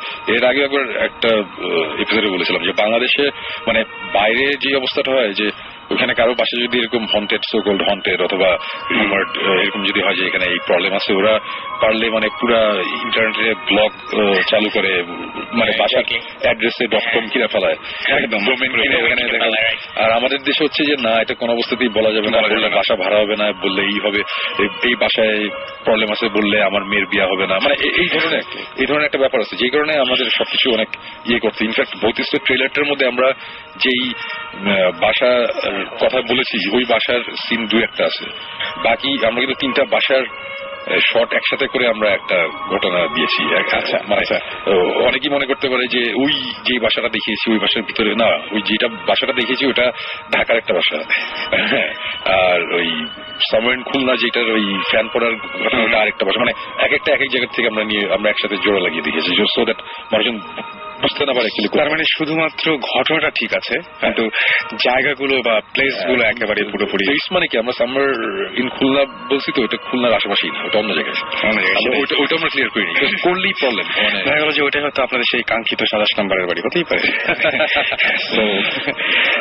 যাই হোক, আমরা একটু বলি যে আমাদের SMS করেছেন, দেখতে পাচ্ছি ফারিহা SMS করেছেন, দীপ, শুভ, আরাফাত SMS করেছেন, কুইন অফ স্মাইল SMS করেছেন বৃষ্টি রাজশাহী থেকে, রাকিব নরসিংদী থেকে, এছাড়াও SMS করেছেন অশ্রু, SMS করেছেন ইসলাম, ওয়াসি, তারপরে ভাবনা SMS করেছেন রুবেল, শম্পা, তানভীর, রাসেল, মং এবং নোমান সহ আরো অনেকে। আর আপনি যদি আপনার অনুভূতি শেয়ার করতে চান তাহলে শাউট লিখে স্পেস দিয়ে আপনার নাম লিখে স্পেস দিয়ে আপনার মেসেজ লিখে পাঠিয়ে দিন 9840 নম্বরে। আমরা যত্নের সঙ্গে আপনার SMS গুলো সংরক্ষণ করি এবং আপনার SMS গুলো যেমন গত সপ্তাহের SMS গুলো এই সপ্তাহে আমি কিছু পড়েছি, সো চেষ্টা করবো আপনার SMS রিড আউট করার। ওকে, আমরা সুমনের কথা শুনছিলাম। হ্যাঁ, মানে ওইটাই বলছিলাম যে আমাদের দেশে অ্যাকচুয়ালি এগুলো হ্যান্ডেল করা অনেক কঠিন। মানে কোন জায়গায় গিয়ে মানে আমরা অ্যাকচুয়ালি এই ধরনের কোনো রেডিও বা টিভি অনুষ্ঠান তো আগে কখনো হয়নি, রাইট? সো আমরা যদি কোথাও গিয়ে বলি যে আমরা ভৌতিস টিম আমরা এসেছি এই করতে, সবাই তখন হাঁ করে তাকা থাকে, সেটাই ব্যাপার, এটা কি টিম ভৌতিস, এটা কি? মানে যদি বলি যে ভূত দেখতে আসছি ওটা শুনলে হাসে, আবার কেউ বলে যে না এগুলা ঠিক না, মানে অনেক ধরনের প্রবলেম আমাদের ফেস করতে হচ্ছে এবং এখনো করতে হয়। বাট দেন এগেন আমরা এটা এনজয় করি দেখেই এটা করছি আর কি। আমরা এখনো পিওরলি এটা করতে পারছি বিকজ আমরা গিয়ে বলি এটা হচ্ছে সুমন ভাই, এটাকে নিশ্চয়ই চিনেন, উনি একটু আপনার সাথে কথা বলবেন, ও সুমন ভাই এটা অটোগ্রাফ, তো ওখান থেকে জিনিসটা ইজি হয়ে যায়। আচ্ছা, কিন্তু মানে আমি একটা এক্সপিরিয়েন্স করেছিলাম যে আমি একবার এরকম বেরিয়েছিলাম রাস্তায়, আমার একজন কলিগ এবং আমাদের মানে বস বলবো, তার সাথে বেরিয়েছিলাম আমি। বেরোনোর পরে রাস্তায় বেরোনোর পরে প্রথমে যখন আমরা বললাম যে আমরা আসলে ভূত দেখতে আসছি, বলে কি আপনারা কি করেন? আমি বললাম যে না, মানে আমরা এমনি দেখতে আসছি যে এখানে এরকম ঘটনা আছে, এরকম শুনছিলাম তো এরকম কোনো কিছু ব্যাপার স্যাপার আছে, আপনারা কি করেন? এবং তারপরে খুব সন্দেহ চোখে তাকাতে শুরু করলো এবং তারপরে যেরকম শুরু করলো যে কয়েকজন লোকের দিকে তাকালো, ওরাও এগিয়ে আসলো, এগিয়ে এসে আপনারা কি করেন? তখন দেখলাম যে এই জায়গাটা বেশিক্ষণ থাকা যাবে না, তারপরে চলে এসেছি। তো এরকম প্রবলেমের নিশ্চয়ই পড়তে হয় এবং মানুষের আসলে ভাবে যে মানে দেখা যায় কি, আমি সত্যি কথা বলতে যে কাউকে এই পর্যন্ত এই ভূত FM বা ভূত স্টিমের বাইরে যাদেরকে দেখেছি যে কেউ কোনোদিন ভূতের কোন একটা ঘটনা বলতে গেছে বা এরকম প্যারানর্মাল কোন একটা ব্যাপার স্যাপার বলতে গেছে, সঙ্গে সঙ্গে একটা মানে মতামত যায় হ্যাঁ হতে পারে। মানে আমি একটা মানে পুরোপুরি আমার সামনে ঘটা এবং উইটনেস সহ যখন আমার একটা ফ্রেন্ডকে বললাম যে জানিস এরকম ঘটনা ঘটেছে, তো বললো যে এরকম তো হতেই পারে। আমি বললাম কেমন করে হতে পারে, তো বলছে হয় না ব্যাপারটা আসলে এরকমই হয়। হ্যাঁ, আবার যেমন আমার এক ফ্রেন্ড আছে, সে ভূত জিন প্রেত মানে কিছু বিশ্বাস করে না, কিছু করে না। আচ্ছা, ও আবার রাতে আবার একদিন এই ভূতের গল্প করছি, ও আবার একটু ভয় পেয়েছে। তো আমি বললাম যে তুই কেন, মানে কিসের ভয় পাচ্ছিস তুই? ভূতের, তুই তো ভূত বিশ্বাস করিস না। না কিসের জানি না আবার ভয় লাগছে। ব্যাপারটা হচ্ছে এটা, মানে ভয় জিনিসটা তো আমাদের একটা মানে আমাদের মধ্যেই আছে জিনিসটা। আচ্ছা শুনুন ভাই, হঠাৎ করে মাঝে মাঝে যে সমস্যাটা হয় এটা কেন হয় যে হঠাৎ করে আমি কিছুটা এক্সপিরিয়েন্স করলাম, মানে ভয়টাকে একদম হঠাৎ করে, এবং অনেকে আমাকে এটা জিজ্ঞেস করে যে জাস্ট ও এগুলো কোনো কিছু বিশ্বাস করে না এবং জীবনে কোনোদিন ওরকম কিছু ভাবেও নি, কিন্তু হঠাৎ করেই একটা জায়গায় এসে আচমকা জিনিসটা মানে ফিল হয় যে কিছু একটা ঘটনা আছে। যেমন আমার একটা ফ্রেন্ড, ও খুবই মানে ও এমনিতে একজন ইঞ্জিনিয়ার, সে জীবনে কখনো এই সমস্ত জিনিস তো বিশ্বাস করে না, মানে ওকে জোর করেও বিশ্বাস করা যাবে না, কিন্তু হঠাৎ করে সেই ছেলেটা একদিন দুপুরবেলায় তার জানালাটা খুললো, মানে রেগুলার সে জানাটা খোলে, কিন্তু সেদিন তার মনে হলো যে কিছু একটা ওখানে আছে বা হঠাৎ করে খুব একটা ভয় লেগে গেল এবং সঙ্গে সঙ্গে সে পারলো না, জানাটা বন্ধ করে দিল। এই জিনিসটা কেন হয় যে এই যে সার্টেন একটা চেঞ্জ চলে আসে মানুষের মধ্যে? হয় কি অ্যাকচুয়ালি অনেক সময় আমরা সে কখনো একটা গল্প শুনলাম বা কিছু একটা দেখলাম, একটা হরর মুভি দেখলাম বা যাক খুশি হতে পারে কোন একটা কারণে, হয়তোবা আমি অনেক সাহসী, আমার এগুলো ভয়টা নাই, আমার বিশ্বাস নাই এগুলোতে, বাট ওই মনের ভেতর কোনোভাবে হয়তোবা ওই সাবকনশিয়াসে ভয়টা রয়ে যায়। আচ্ছা, তারপর দেখা যায় যে খুব সিম্পল একটা ছোট একটা কারণে, আমি কয়েকদিন আগে একটা গল্প বলেছিলাম, টাওয়ার অফ সাইলেন্স। রাইট, হ্যাঁ, তো ওই টাওয়ার অফ সাইলেন্সের গল্পটা শুনেছিলাম দুপুর বেলায় কোন একটা চাইনিজ রেস্টুরেন্ট, আমরা ফ্রেন্ডরা বসে গল্প করছিলাম তখন শোনা।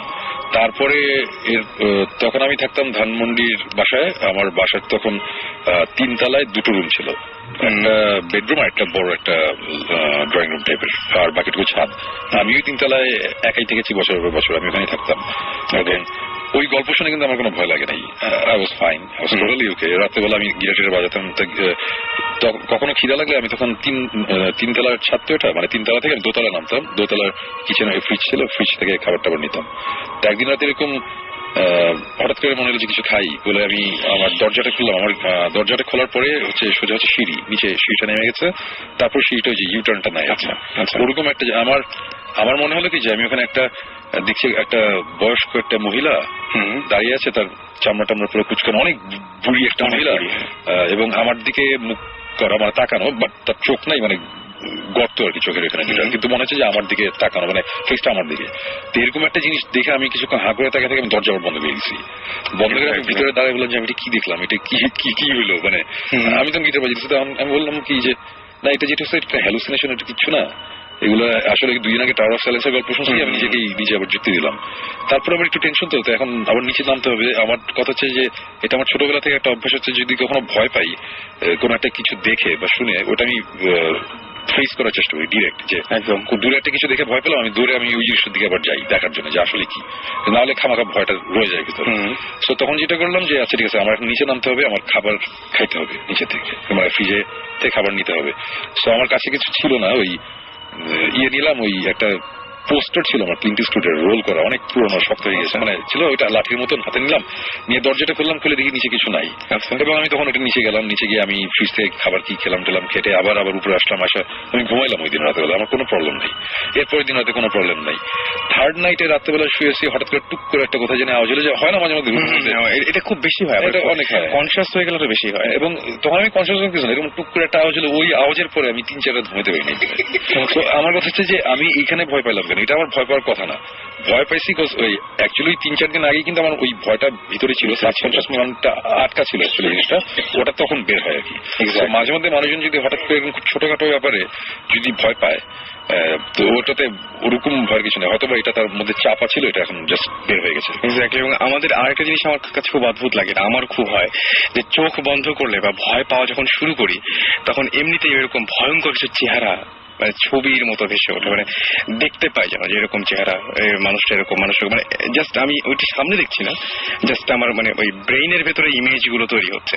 এই ইমেজ গুলো কোথেকে আসছে আল্লাহ জানে। মানে ব্যাপারটা হচ্ছে যে এগুলো আমি বলবো আমাদের সবারই সাবকনশিয়াস মাইন্ডের একটা ব্যাপার। মানে তার মানে কি আমি কোনোদিন কি এক্সপিরিয়েন্স করেছিলাম বা ওইরকম কিছু দেখেছিলাম, না হলে এই জিনিসগুলো তৈরি হয় কিভাবে? নট নেসেসারিলি যে আমি জিনিসটা এক্সপিরিয়েন্সই করতে হবে, হয়তোবা আমি ছোটখাটো মানে ফ্ল্যাশ অনেক ধরনের ঘটনা একসাথে মিলিয়ে আমার তারপরে জিনিসটা আমি যতখানি কল্পনা প্রবণ হব, আমি যতখানি ক্রিয়েটিভ, আমি ততখানি একটা জিনিস দেখতে পারবো। ভ্যারি করে, ডেফিনেটলি ভ্যারি করে আমার মনে হয়। কিছু বলো সময় এই আপনি যে একটা বইয়ের কথা বলেছিলেন না, যে পজিশন ইন ইসলাম নাকি জানি, সেটা আই থিঙ্ক কিছু লোক জানতে চাইছে বইটার নাম। ওর হচ্ছে ওয়ান থিং, আরেকটা হচ্ছে যে ও আমি না ওনার নামটা ভুলে গেছি, তার এক গল্প বলার সময় আপনি বেশ করে মাথা নাড়তেছেন, এটা কেন? মনে হয় আপনি কিছু একটা এখানে লিঙ্ক টিঙ্ক খুঁজে পেয়েছেন মনে হয়, ওটা একটু বলেন। একটা জিনিস মিস করছি, যেটা হচ্ছে মিস করছি বলতে যেটা আরো একটু স্ক্যারি ছিল, আমি মানে কথার মধ্যে হারা ফেলছিলাম। প্লিজ, সেটা হচ্ছে যে আমার নিজের কাছে অনেক স্ক্যারি, যেটা হচ্ছে যে মানে ওই জিনিসটা তো আমি টের পেতাম না যখন আমি পজেস ছিলাম, তখন তো যে নিজেকে হার্ট করার ব্যাপারটা আমি টের পেতাম না, কিন্তু একটা জিনিস আমি টের পেতাম, এবং সেটা 2 বছর বা 3 বছর আগে পর্যন্ত আমার সাথে ছিল। সেটা হচ্ছে যে লাইক আমি ঘুমাচ্ছি, আমার সময় কিছু খেয়াল থাকতো না, আমি ঘুমাই গেছি, তো ঘুমের একটা পর্যায়ে মনে হতো যে সামথিং ইজ দেয়ার। হ্যাঁ, আমি এই জন্য কয়েকদিন লাইট জ্বালায় ঘুমাইছি। তো আমার লাইট জ্বালায় ঘুমানোর অভ্যাস ছিল না, ওইটার জন্য আমার অনেক আগে থেকে তো করতে হয়েছে। সামথিং ইজ দেয়ার মানে আমি যখন ঘুমাচ্ছি তখন প্রথম মনে হতো যে কিছু একটা আছে, কিছু একটা হয়তো আমাকে পুশ করছে বা আমার পাশে শুয়ে আছে, এই টাইপের প্রথম মনে হতো এটা। তো যখন আমার এটা মনে হতো আমি জাস্ট হাত দিয়ে নিজেকে ক্লিয়ার করা যে না আসলে কেউ নাই, এটা ফার্স্টে গেল। দেন ফোবিয়াটা বাড়লো কিভাবে, নেক্সট আমার মনে হতো যে কেউ আমাকে জড়ায় ধরতেছে, এটা তো তখন অনেক বেশি মানে অ্যানোয়িং লাগতো জিনিসটা যে হচ্ছেটা কি। তারপরে যেটা হলো যে আই ফিল লাইক কেউ আমাকে আমার নেকে প্রেস করতেছে। প্রেস বলতে কি, সেটা প্রেস এভাবে না, মানে জাস্ট উপর থেকে না, আচ্ছা আমার মাথাটা এক হাত থেকে ধরে আর বডিটা এক হাত থেকে ধরে ভেঙে ফেলার চেষ্টা করতেছে। ওকে, লাইক এরকম জিনিসটা যে আমি এভাবে পুতুলের মতো, যে পুতুলের মতো এটা গুড়া কাঠ ভাঙলে যেরকম আমরা ভাঙি, এক্স্যাক্ট সেই জিনিসটা হচ্ছে যে সাপোজ একটা স্ট্যাম্প ভাঙলে আমরা যেভাবে ভাঙবো, রাইট, স্ট্যাম্প ভাঙলে বা আমরা পাটকাঠি ভাঙলে বা কঞ্চি ভাঙলে যেভাবে ভাঙবো, সেম জিনিসটা চেষ্টা করতেছে ভাঙার। মানে এটা অনেক স্ক্যারি ভাই, আমি আপনাকে বলে বুঝাতে পারবো না। এটা দূর হলো কিভাবে? এটা কি দূর হয়েছে নাকি এখনো মাঝে মাঝে হয়? না, এখন আর হয় না, দূর হয়েছে বিকজ আমি আপনি দেশের বাইরে ছিলেন তখন কি এটা হচ্ছে? দেশের বাইরে যখন ছিলাম তখন ছিল না, বাট তার আগে ছিল, তার আগে ছিল এবং আসার পরে আর হয় নাই। বাট এটার জন্য আমি জানি না, আমার আম্মু অনেক কিছু করছে। আমার আম্মুকে আমি শেয়ার করছি জিনিসটা যে আম্মু আমার এটা হচ্ছে, এবং ইভেন যাই কিছু হোক আমি আম্মুর সাথে শেয়ার করি, সুপার ন্যাচারাল, প্যারানর্মাল, নর্মাল যাই হোক, যে আম্মু আমার এটা হয়েছে ওইটা হয়েছে। তো আম্মু আবার মাঝে মাঝে দেখা যেত যে এরকম যে জিজ্ঞেস করতো তোর কি এটা আছে, না আম্মু নেই, আচ্ছা তাহলে তুই একটু আয়। তো দেখা যেত কিছু একটা করে টাকা বা কিছু একটা জিনিস আমার গায়েটায় বুলাই টুলায় নিয়ে চলে যাচ্ছে।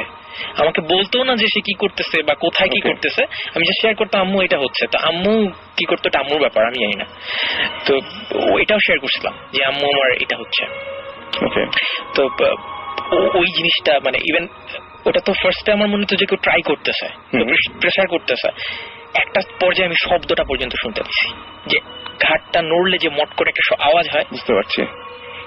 মানে I was like I swallowed my tongue, এবং আমি মাঝে মাঝে উঠে যেতাম, উঠে আমার দম বন্ধ হয়ে যেত, এরকম একটা অবস্থা হতো। এবং জিনিসটা অসম্ভব রকম স্ক্যারি ছিল। মানে I was like, মানে এটা আমি বলে বুঝাইতে পারবো না কি পরিমাণ স্ক্যারি ছিল। এবং মানে মনে হতো যে আমার কান থেকে রক্ত বের হয়ে যাচ্ছে, মানে বুক ধরফরটা তো আসছেই, মানে ওটা প্লাস হচ্ছে আমার হেডেক ছিল, সকালবেলা প্রচন্ড হেডেক হইতো এই জিনিসটা। বুঝতে পারছি, আমি জানি না এটা পিছনে কোনো সুপার ন্যাচারাল বা প্যারানর্মাল কিছু আছে কিনা, বাট আমার এই ফিলিংটা হইতো। এখন আই ডোন্ট নো কি হইতে পারে। ওই সময়টা যে সময় প্রবলেম গুলো হতো তখন এছাড়া অন্য ধরনের মানে মেন্টাল কোনো প্রেশার বা প্রেশার ছিল তখন ডিপ্রেশন অথবা এই ধরনের Actually, কিছু ছিল? এটা মানে কোন বয়সে, তখন বয়স কত ছিল ওই সময়টায়? 2 বছর আগে, 3-4 বছর আগে। ও বেশি দিন আগে ঘটনা। বেশি জায়গা করে না। ইভেন এইটা ভাইয়া 3-4 বছর আগের মানে এর আগেও হইতো, বাট মাঝখানে একটা গ্যাপ ছিল। লাইক ওই যে ইনসিডেন্টের পরে, মানে ছোটবেলার যে ইনসিডেন্টের পরে, ছোটবেলার ইনসিডেন্টের ওই ইনসিডেন্টের 3-4 বছর পরে এই ধরনের ঘটনা হয়েছে, আবার 3-4 বছর কোনো ইয়া নাই, তারপর আবার হয়েছে। এই টাইপের আর কি, একটা গ্যাপ দিয়ে হয়েছে। সময় আমি একটা ঘটনা শেয়ার করতে চাই। সেটা হচ্ছে যে ওনার ব্যাপারে খুবই ব্যাপার, আমি জানি না, আমি বলতে চাচ্ছিলাম না জিনিসটা, তো উনি যখন বলছেন যে এখনো প্রবলেমটা আছে, আমি বলি উনি আমাদের আরেকজন তো যিনি উইটনেস আমার, তিনি ওই যে বাইরে পোষ আছেন, যিনি আমাদের প্রথম গল্পটা বললেন, তো ওনাকে আমি বললাম যে আচ্ছা আপনি কি বলবেন আজকে, ঘটনাগুলো কি? তো ঘটনাগুলো শোনা শেষ, তারপরে আমি আবার ভিতরে আসছি, বললাম ঠিক আছে ভিতরে আমি সেট আপ করি, স্টুডিওটা ঠিক করে আপনাকে ভিতরে নিয়ে যাচ্ছি, আপনি একটু বসে ওয়েট করেন। এর মাঝখানে আপনি কে যে আমি পাইনি, তাই না? রাইট। এবং উনি যেখানে ছিলেন আরেক জায়গায় ছিলেন, আমি জাস্ট ঢোকার সঙ্গে সঙ্গে উনি বললেন যে মানে তার সঙ্গে যে আরেকজন যিনি আমাদের প্রথম গল্পটাগুলো বলেছিলেন, তিনি বললেন যে আচ্ছা উনি একটু বাইরে গেছেন। তো আমি বাইরের দিকে তাকাই, আমি জাস্ট ভাবলাম যে উনি কোথায় গেলেন, জাস্ট একটু এগিয়েছি, এগুলোর পরে আমি একটা গন্ধ পাইছি ওনার গা দিয়ে না, তাহলে এটা এখন পাওয়া যেত। খুব অদ্ভুত ব্যাপার, ইলেকট্রিক তার পুড়ে গেলে যেরকম একটা গন্ধ হয় না, যে তার পুড়ে গেলে বুঝতে পারি। আমি সঙ্গে সঙ্গে ছাদে জাস্ট আমি সিলিং এর দিকে তাকিয়েছি যে এখানে কি এসি কোনো ঝামেলা হয়েছে নাকি। আমি সেন্ট্রাল এসি ওখানে থাকে, ওইখানে তাকিয়ে একটু উপরের দিকে ইয়ে করছি, না গন্ধটা যে দিক দিয়ে আসছে গেছি এবং ওনাকে পেয়েছি। আমি জিজ্ঞেস করেন, উনি বাইরে ছিলেন না, উনি যে জায়গায় ছিলেন আমি ওখানে জাস্ট একদম ওইখানে পৌঁছায় গেছি, গন্ধটাকে ধরে আমি ওখানে চলে গেছি। এবং আমাকে ওই ছেলেটা বলছে যে ও বাইরে গেছে, আর আমি চলে গেছি একদম পুরোপুরি গন্ধ ধরে যে না এইদিকে থাকতে পারে। আমি ওখানে গেছি এবং ওখানে দেখে আমি চমকে উঠছি। আমি সঙ্গে সঙ্গে বললাম যে আমি আসলে বাথরুমে, আপনি বুঝতে পারছেন আমি কিছু করতে যাই নাই। এটা আপনি আমার সাথে কেন শেয়ার করেন আগে সেটা বলেন। মানে আমি স্কেয়ার্ড না, এবং আমি না মানে জাস্ট আমি কোনো কিছু না, আমি জাস্ট একদমই কোনো কিছু মনে করে বাথরুমে ঢুকি নাই। জাস্ট মানে উনিও বুঝতে পারছেন বেশ অসুস্থ নিয়ে আমরা দুজন বেরিয়ে চলে আসলাম। আবার এটা হচ্ছে আজকে একটু আগে। ইন্টারেস্টিং। ওকে, এখানে আরেকজন বলছে যে ভয় লাগতেছে, একদম ভয়ের কিছু নাই, আসলে ভয়ের কিছু নাই। মানে আমি জানি না স্মেলের আচ্ছা না আমি জানি না যে স্মেলের সাথে আসলে কিছু নাই, বাট জিনিসটা এই মোমেন্টে আমার কাছে একটু স্ক্যারি মনে হচ্ছে। আই ডোন্ট নো, বাসা গেলে হয়তো ঠিক হয়ে যাবে। বাসা গেলে অবশ্যই ঠিক হয়ে যাবে। কি বলছিস ভাই? নট রিয়েলি, অবশ্যই ঠিক হয়ে যাবে, সেটাই আই ডোন্ট নো। ঘটনা খুব ইন্টারেস্টিং লাগলো। এটা যদি ভেরি রিসেন্ট আশেপাশে কোনো ঘটনা হতো তাহলে ডেফিনেটলি আমি চেতাম ওই বাসাটায় যাই গিয়ে দেখি রাতের বেলা। আমার যেটা মনে হয় যে মানে 2 বছর আগে পর্যন্ত ওনার সাথে প্রবলেম হয়েছে, 2 বছর আগে পর্যন্ত যদি প্রবলেমটা বাসার সাথে হতো বা কিন্তু একটা কাজ করা যেতে পারে যে ওই জায়গায় গেলে হয়তো আপনারা ওই বাসাটা ভিজিট করে আরেকটা জিনিস ওই যে যেটা ভাইয়াকে শেয়ার করছিলাম আপনাদের সাথে শেয়ার করা হয় না, বা সাথে শেয়ার করা হয় না, যেটা হচ্ছে যে পজিশন বা এই ব্যাপারগুলা, যে ব্যাপারগুলা এগুলা তো আমি আপনাকে বলছিলাম যেটা যে এটা আসলে আমার মা প্লাস আমার যে আন্টি তার সাথেও হয়েছে কিছু। ইভেন আমার আম্মুর যে দাদা ছিলেন, মানে আমার নানা ভাইয়ের আব্বা, উনি মানে আমার শোনা আম্মুর কাছ থেকে যে উনি কিছু সুপার ন্যাচারাল ফোর্সের মানে তার কাছে অ্যাডপ্ট করা ছিল আর কি, সে কন্ট্রোল করতে পারতো বা সামথিং কিছু একটা করতে পারতো, বা সে খুব সুফি টাইপের মানুষ ছিল। জিন পোষা টোষা ওগুলো আমি বিশ্বাস করি না, বা সেগুলো সে করতো না, বাট তার সাথে কিছু সুপার ন্যাচারাল ব্যাপার হয়েছে এবং সে জিনিসগুলো উইটনেস করছে। এবং সে ওখানে গিয়ে বা তাদের ইভেন যখন মানুষ দেখে তখন কিন্তু মানুষ পুরো নাম হয়ে যায় যে আমি কি দেখতেছি, আমার হাত পা অবশ্যই হয়ে গেছে, বাট সেই টাইপের কিছু হয় নাই। সে কিন্তু সাহস করে সেখানে যাইতো, মানে যাই দেখতো সে সাহস করে যাইতো যে ওখানে কি হচ্ছে আমি যাই, এবং যায় সেই জিনিসগুলোকে সে হ্যান্ডেল করতো। এবং তার প্রচুর ঘটনা আছে এরকম যে আম্মুর মুখ থেকে শোনা, মানে প্রচুর হাজার হাজার ঘটনা, তো বলে শেষ করা যাবে না। তো যেটা একটা ছোট্ট একটা ইন্টারেস্টিং ঘটনা আছে যেটা আমার এখন মনে পড়লো হঠাৎ করে, যে আম্মু আমাকে বলছিল একদিন আর কি, যে মানে ওই যে আম্মুর যে দাদা, তো উনি ওই যে রাতের বেলা ভোর রাতের দিকে বের হতেন মানে আজানের আগে। তো আমাদের ওনার নিজের প্রচুর ছিল, মানে প্রপার্টি ছিল গ্রামে, এখনো আছে। তো ওনার বিঘা বিয়ে বলে না, হচ্ছে যে ঘের হ্যাঁ, ঘের টের ছিল, মাছের চাষটা হতো, এটাও এই টাইপের। তো ঘেরের সাথে হচ্ছে আবার ছোট একটা নদী, ওটা কেটে আবার লাগাই দেওয়া হয়েছিল যাতে পানিটা ঘোলা না হয় বা নষ্ট না হয়, মাছের জাল দিয়ে যাতে মাছগুলো আবার বেড়ে না যায়। তো উনি আবার ওই ঘেরটার দেখাশোনা করতো, নিজেই করতো, যাইতো। তো ওই টাইমের একটা পর্যায়ে মানে সকালবেলা ভোর রাতে আজান পড়েনি এখনো, তো ওই সময়টাতে উনি একদিন গেছে। তো যাওয়ার পরে উনি একা ছিলেন, ওনার সাথে আরেকজন ছিল।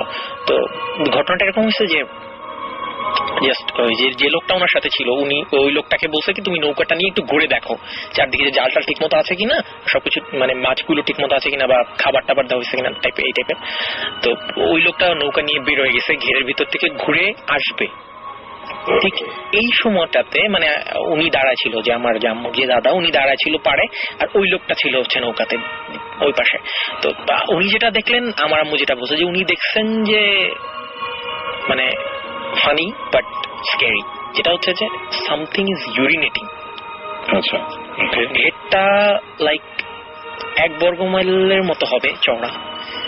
তো যে জিনিসটা ইউরিনেটিং মানে হিসু করতেছিল, মানে যেটা স্ট্রেট বলার যে হিসু করতেছিল, সেটার একটা পা ছিল ঘেরের একদিকে আর একটা পা ছিল আর একদিকে, এবং পুরো বডিটা সিলভার লাইটের মতো চকচক করতেছিল, এরকম একটা ব্যাপার, খুবই স্ক্যারি। এবং সে দুই পাশে দুইটা পা দিয়ে সে মানে ইট ওয়াজ ইউরিনেটিং অন দ্য ম্যান যে বোটে ছিল, এবং সেই লোকটাও ওইখানে সেন্সলেস, মানে এরকম একটা ব্যাপার। এবং তখন মানে যে আমার যে আম্মুর যা দাদু, উনি সামহাউ ডিড সামথিং, জানি না কিছু একটা করছে, যার কারণে সেই জিনিসটা বেশিক্ষণ স্টে করেনি ওখানে। মানে এই ধরনের ছোটখাটো ব্যাপার আমাদের সাথে, মানে আমাদের রাইট, আমাদের জেনারেশনের সাথে অনেক কিছু হয়েছে। আমি আমার আব্বুর দিকটা জানি না, আম্মুর দিকটা জানি যে এই টাইপের রিলিজিয়াস ব্যাপার আমি জানি না, তারা হয়তো খুব রিলিজিয়াস বলে জিনিসগুলো বাকি না, এটা অ্যাকচুয়ালি মানে আমি বুদ্ধিস্ট বেসিক্যালি সুমন ভাই আর জিবরা আমার কিছু বিশ্বাস করে, আমি হচ্ছি ভেরি স্কেপটিক্যাল। রাইট, এতদিন সুমন ভাই আমেরিকা ছিল দেখে আমি খুব অভিনয় করেছি যে আমি আসলে বিশ্বাস করি, আসলে আমি খুব স্কেপটিক্যাল। সুমন ভাইয়ের সাথে আমার প্রায় ঝগড়া হয় এসব নিয়ে। সো আই থিংক বুঝতে পারছি ভাই, আপনি অনেক স্ট্রেট, মানে অনেক কড়া কড়া কথা বলেন। যেটা আমরা যেমন বুদ্ধিস্টের চেষ্টা করেছি যে খুব পুরোনো স্টোরি আমরা ঘাটাচ্ছি না, রাইট, মোটামুটি সে 70s 60s এর পরে। এটা একটা কারণ হচ্ছে কি, তখন তো লাইফস্টাইল ডিফারেন্ট ছিল। আপনি যে কথাগুলো বলছেন, এই কথাগুলো আমি গ্যারান্টি দিচ্ছি আপনাকে, যে কোনো ফ্যামিলি দাদার আগের জেনারেশনে এরকম অ্যাটলিস্ট 20টা স্টোরি থাকে। আমি নিজে এখন আপনাকে 6টা বলতে পারবো। সেটাই আমি কিন্তু ইনভেস্টিগেশন বা কিছুর জন্য না, জাস্ট আমি জাস্ট বলছি এইসব স্টোরি আসলে ওইটাই, মানে এগুলা শুনতে মজা লাগে ওই পর্যায়ে, পপস অন দ্য হেড, আর কিছু এইটাই আর কি, শুনতে মজা। But urinating on somebody's boat, right, এটা শুনে আসলে স্কেয়ার্ড হওয়ার কিছুই না। বাট জিনিসটা যিনি দেখছেন উনি তো নাই, রাইট, উনি তো নাই। আমরা যারা শুনবো আমাদের কাছে আসলে জিনিসটা, মানে আমি যেমন আপনাকে বলছি যে ফার্স্টে যেটা বলছি যে ভাই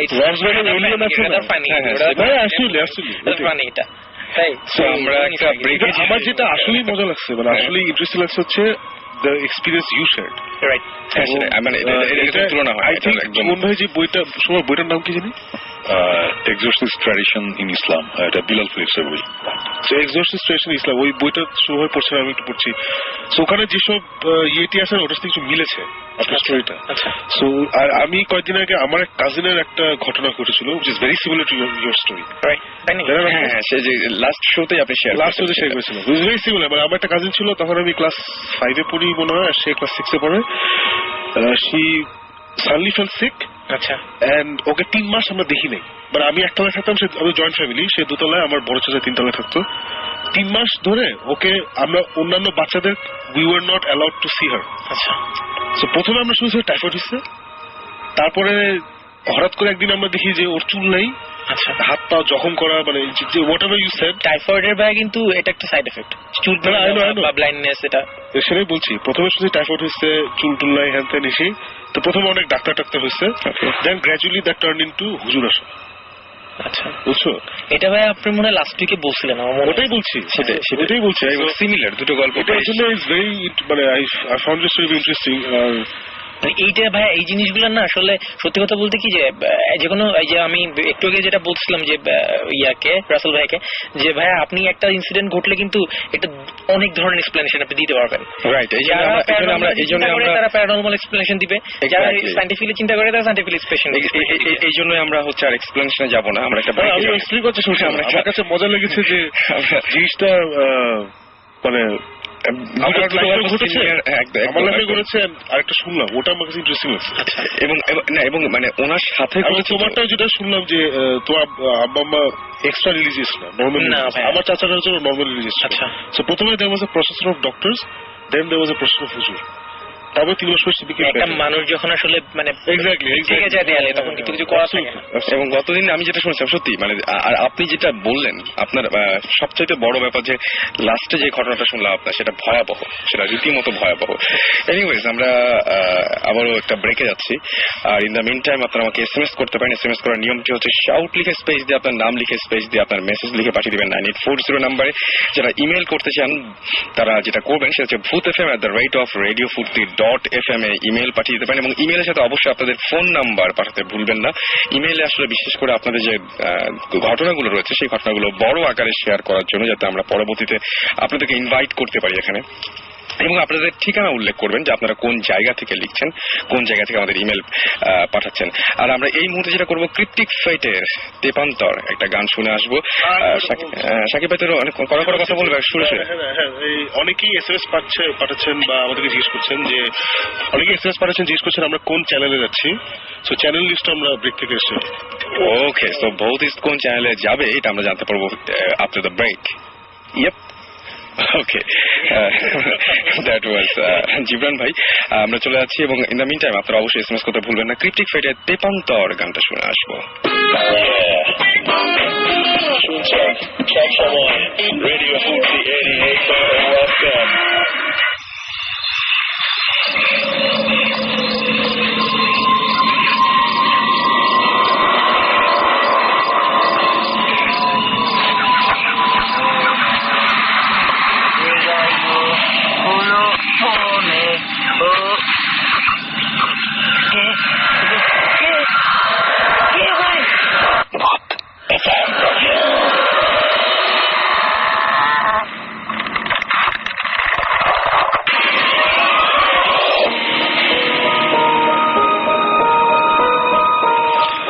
শুনছেন সবসময় রেডিও ফুর্তি, চলছে ভূত FM, সাথে আছি রাসেল, এবং আমার সাথে রয়েছেন সুমন ভাই, জিবরান ভাই এবং সাকিব ভাই। আর আমরা কথা বলছিলাম বিভিন্ন, এর আগে আমাদের সঙ্গে গেস্ট ছিলেন। এখন কিছু SMS পড়তে চাই। রনি আমাদের SMS করে বলেছেন যে, সুমন ভাই, আমি মাঝে মধ্যে ঘুমোতে গেলে একটু পরে অনুভব করি যে আমি কিছুটা উপরে উঠে গেছি, মানে উঠছি এরকম টাইপের মনে হয়, এবং অনেক সময় কাউকে নিয়ে উঠতে পারি এরকম মনে হয় তার কাছে, যে হয়তো ভেসে বেড়াচ্ছে এরকম কিছু কিছু মনে হয় আর কি। আর স্মলভিল লিখছে মনে হয়। রিনি SMS করেছেন যে, চিনি বলছেন যে চিটাগাঙে থাকি, তার লাইফে অনেক ইন্টারেস্টিং কাহিনী আছে, এবং তিনি সেটা আমাদের সাথে শেয়ার করেছেন কিভাবে করবেন। আমি যেটা বলবো সেটা হচ্ছে যে, আপনি bhutfm@radiofurti.fm এ আপনার সেই ঘটনাগুলো জানাতে পারেন, যে কোন ঘটনাগুলো আপনি বলতে চান। আর এছাড়া আপনাকে তো ঢাকায় আসতে হবে। ঢাকায় যদি আপনি আসেন, এবং তাহলে আমাদের সাথে আমাদের স্টুডিওতে অবশ্যই আপনি যে কোনো সময় আপনাকে আমরা ইনভাইট করতে পারি। বাট আপনার নাম, ফোন নাম্বার সবকিছু আপনি একটা ইমেল করে দিতে পারেন, যে আপনার কি কি ঘটনা আছে, 2-1টা ঘটনা আপনি জানাতে পারেন। সাকিব লিখেছেন যে, আমার এক ফ্রেন্ড আছে, তার বাড়িতে তার দাদা দাদি, খালা খালু, বেশ সবাই মিলে 7 জন একবার দাওয়াত খেতে এসেছিল, এবং 7 জনই কয়েকদিন পর পর এরকম ব্যবধানে মারা যায়। কি হয়েছিল সেটাই, এখন সেরকম কোন ফানি ব্যাপার মনে হয় না আসলে। আচ্ছা, আমি এগুলো আসলে এটা মানে এটা আমি যোগ করছি, আসলে যোগ না, মানে বেসিক্যালি এটা যদি খুলে ব্যাপারটা বলেন, মানে এইভাবে শুনলে আসলে। হ্যাঁ, সেটাই আমার যেটা মনে হয় যে ইমেল করে দেন, একটু যদি খুলে বলেন আপনি তাহলে ভালো হয়। আচ্ছা, আমি যেটা বলবো যে, আমরা এই মুহূর্তে আমি একটা ইমেল অ্যাড্রেস পেয়েছি। সেই ইমেল অ্যাড্রেসের আগে আমি একটা ঘটনা বলবো। আমাদেরকে SMS করেছেন Avik Das, Khulna model school and কলেজে পড়াশোনা করেন তিনি ইমেল করেছেন, এবং তিনি জানিয়েছেন যে তার সাথে একটা অদ্ভুত ঘটনা ঘটেছে। পরে তিনি সেটা তার বন্ধুদের সাথে যখন শেয়ার করতে গেছেন তখন সেটা আর ঘটেনি। সেটা হচ্ছে তিনি রেগুলার তিনি ডেট উল্লেখ করেছেন।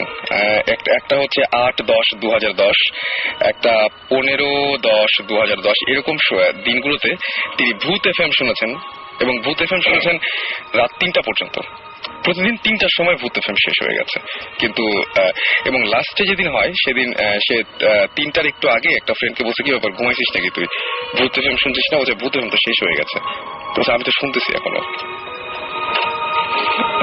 হ্যাঁ, এটা শুনে ফানি কিছু মাথায় আসছে না, আসলে ইন্টারেস্টিং লাগে। সেটাই আমার কাছে ট্রু, এটা আসলে ইন্টারেস্টিং। এবং আমি কল করেছিলাম, কল করে বলছে ভাই, তারপরে আমি আমার ফ্রেন্ডকে নিয়ে একদিন বললাম যে সে একটা মেসে থাকে, সে বলল যে আয় আমরা একসঙ্গে শুনি, এবং সেদিন আবার ঠিক সময় শেষ হয়ে গেছে। আমি বললাম যে আপনি ঘড়ি চেক করেছিলেন? হ্যাঁ, ঘড়ি চেক করছি, কারণ এটা তো ভুল হতে পারে না। যখন আমি শুনছি তখন তো আমি আমার ফ্রেন্ডকে সে তো তার ফ্রেন্ডকে ফোন দিয়েছিল, ফোন দেওয়ার পরে সে বলছে ভূত এফএম তো শেষ হয়ে গেছে। তুই কি বলছিস? সেটা ঘটনাটা এরকম। যাই হোক, আমি একটা সময় আমি একটা ইমেল অ্যাড্রেস দিতে চাই সবাইকে। আপনার একটু হয়তো যন্ত্রণা বাড়বে, কিন্তু দিয়ে দিই ইমেল অ্যাড্রেসটা। কি বলেন? হ্যাঁ, কোনো অসুবিধা নেই। হ্যাঁ, সেটাই। আমার কাছে একটা ইমেল অ্যাড্রেস আছে, শুনলেই বুঝতে পারবেন সবাই।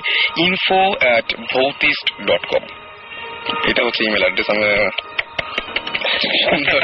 ওকে, তো এখানে আপনারা ইচ্ছা করলে আমরা ইমেলটা খুলেছি, সেটাই ইয়াহুতে। আপনাদেরকে অনেক ধন্যবাদ। ইয়াহু তো দেখতে পাচ্ছি না, ইয়াহু না, Bhautist.com আছে। Bhautist.com। অনেক ধন্যবাদ আপনাদেরকে এত সুন্দর একটা ইমেল অ্যাড্রেস দেওয়ার জন্য। এবং এইখানে আপনারা ইচ্ছা করলে আপনাদের এই সমস্ত যে প্যারানর্মাল সমস্ত ঘটনা যা কিছু আছে সেটা আপনারা ইচ্ছা করলে ইমেল করতে পারেন, ইমেল করে জানিয়ে দিতে পারেন সরাসরি Bhautist টিমকে।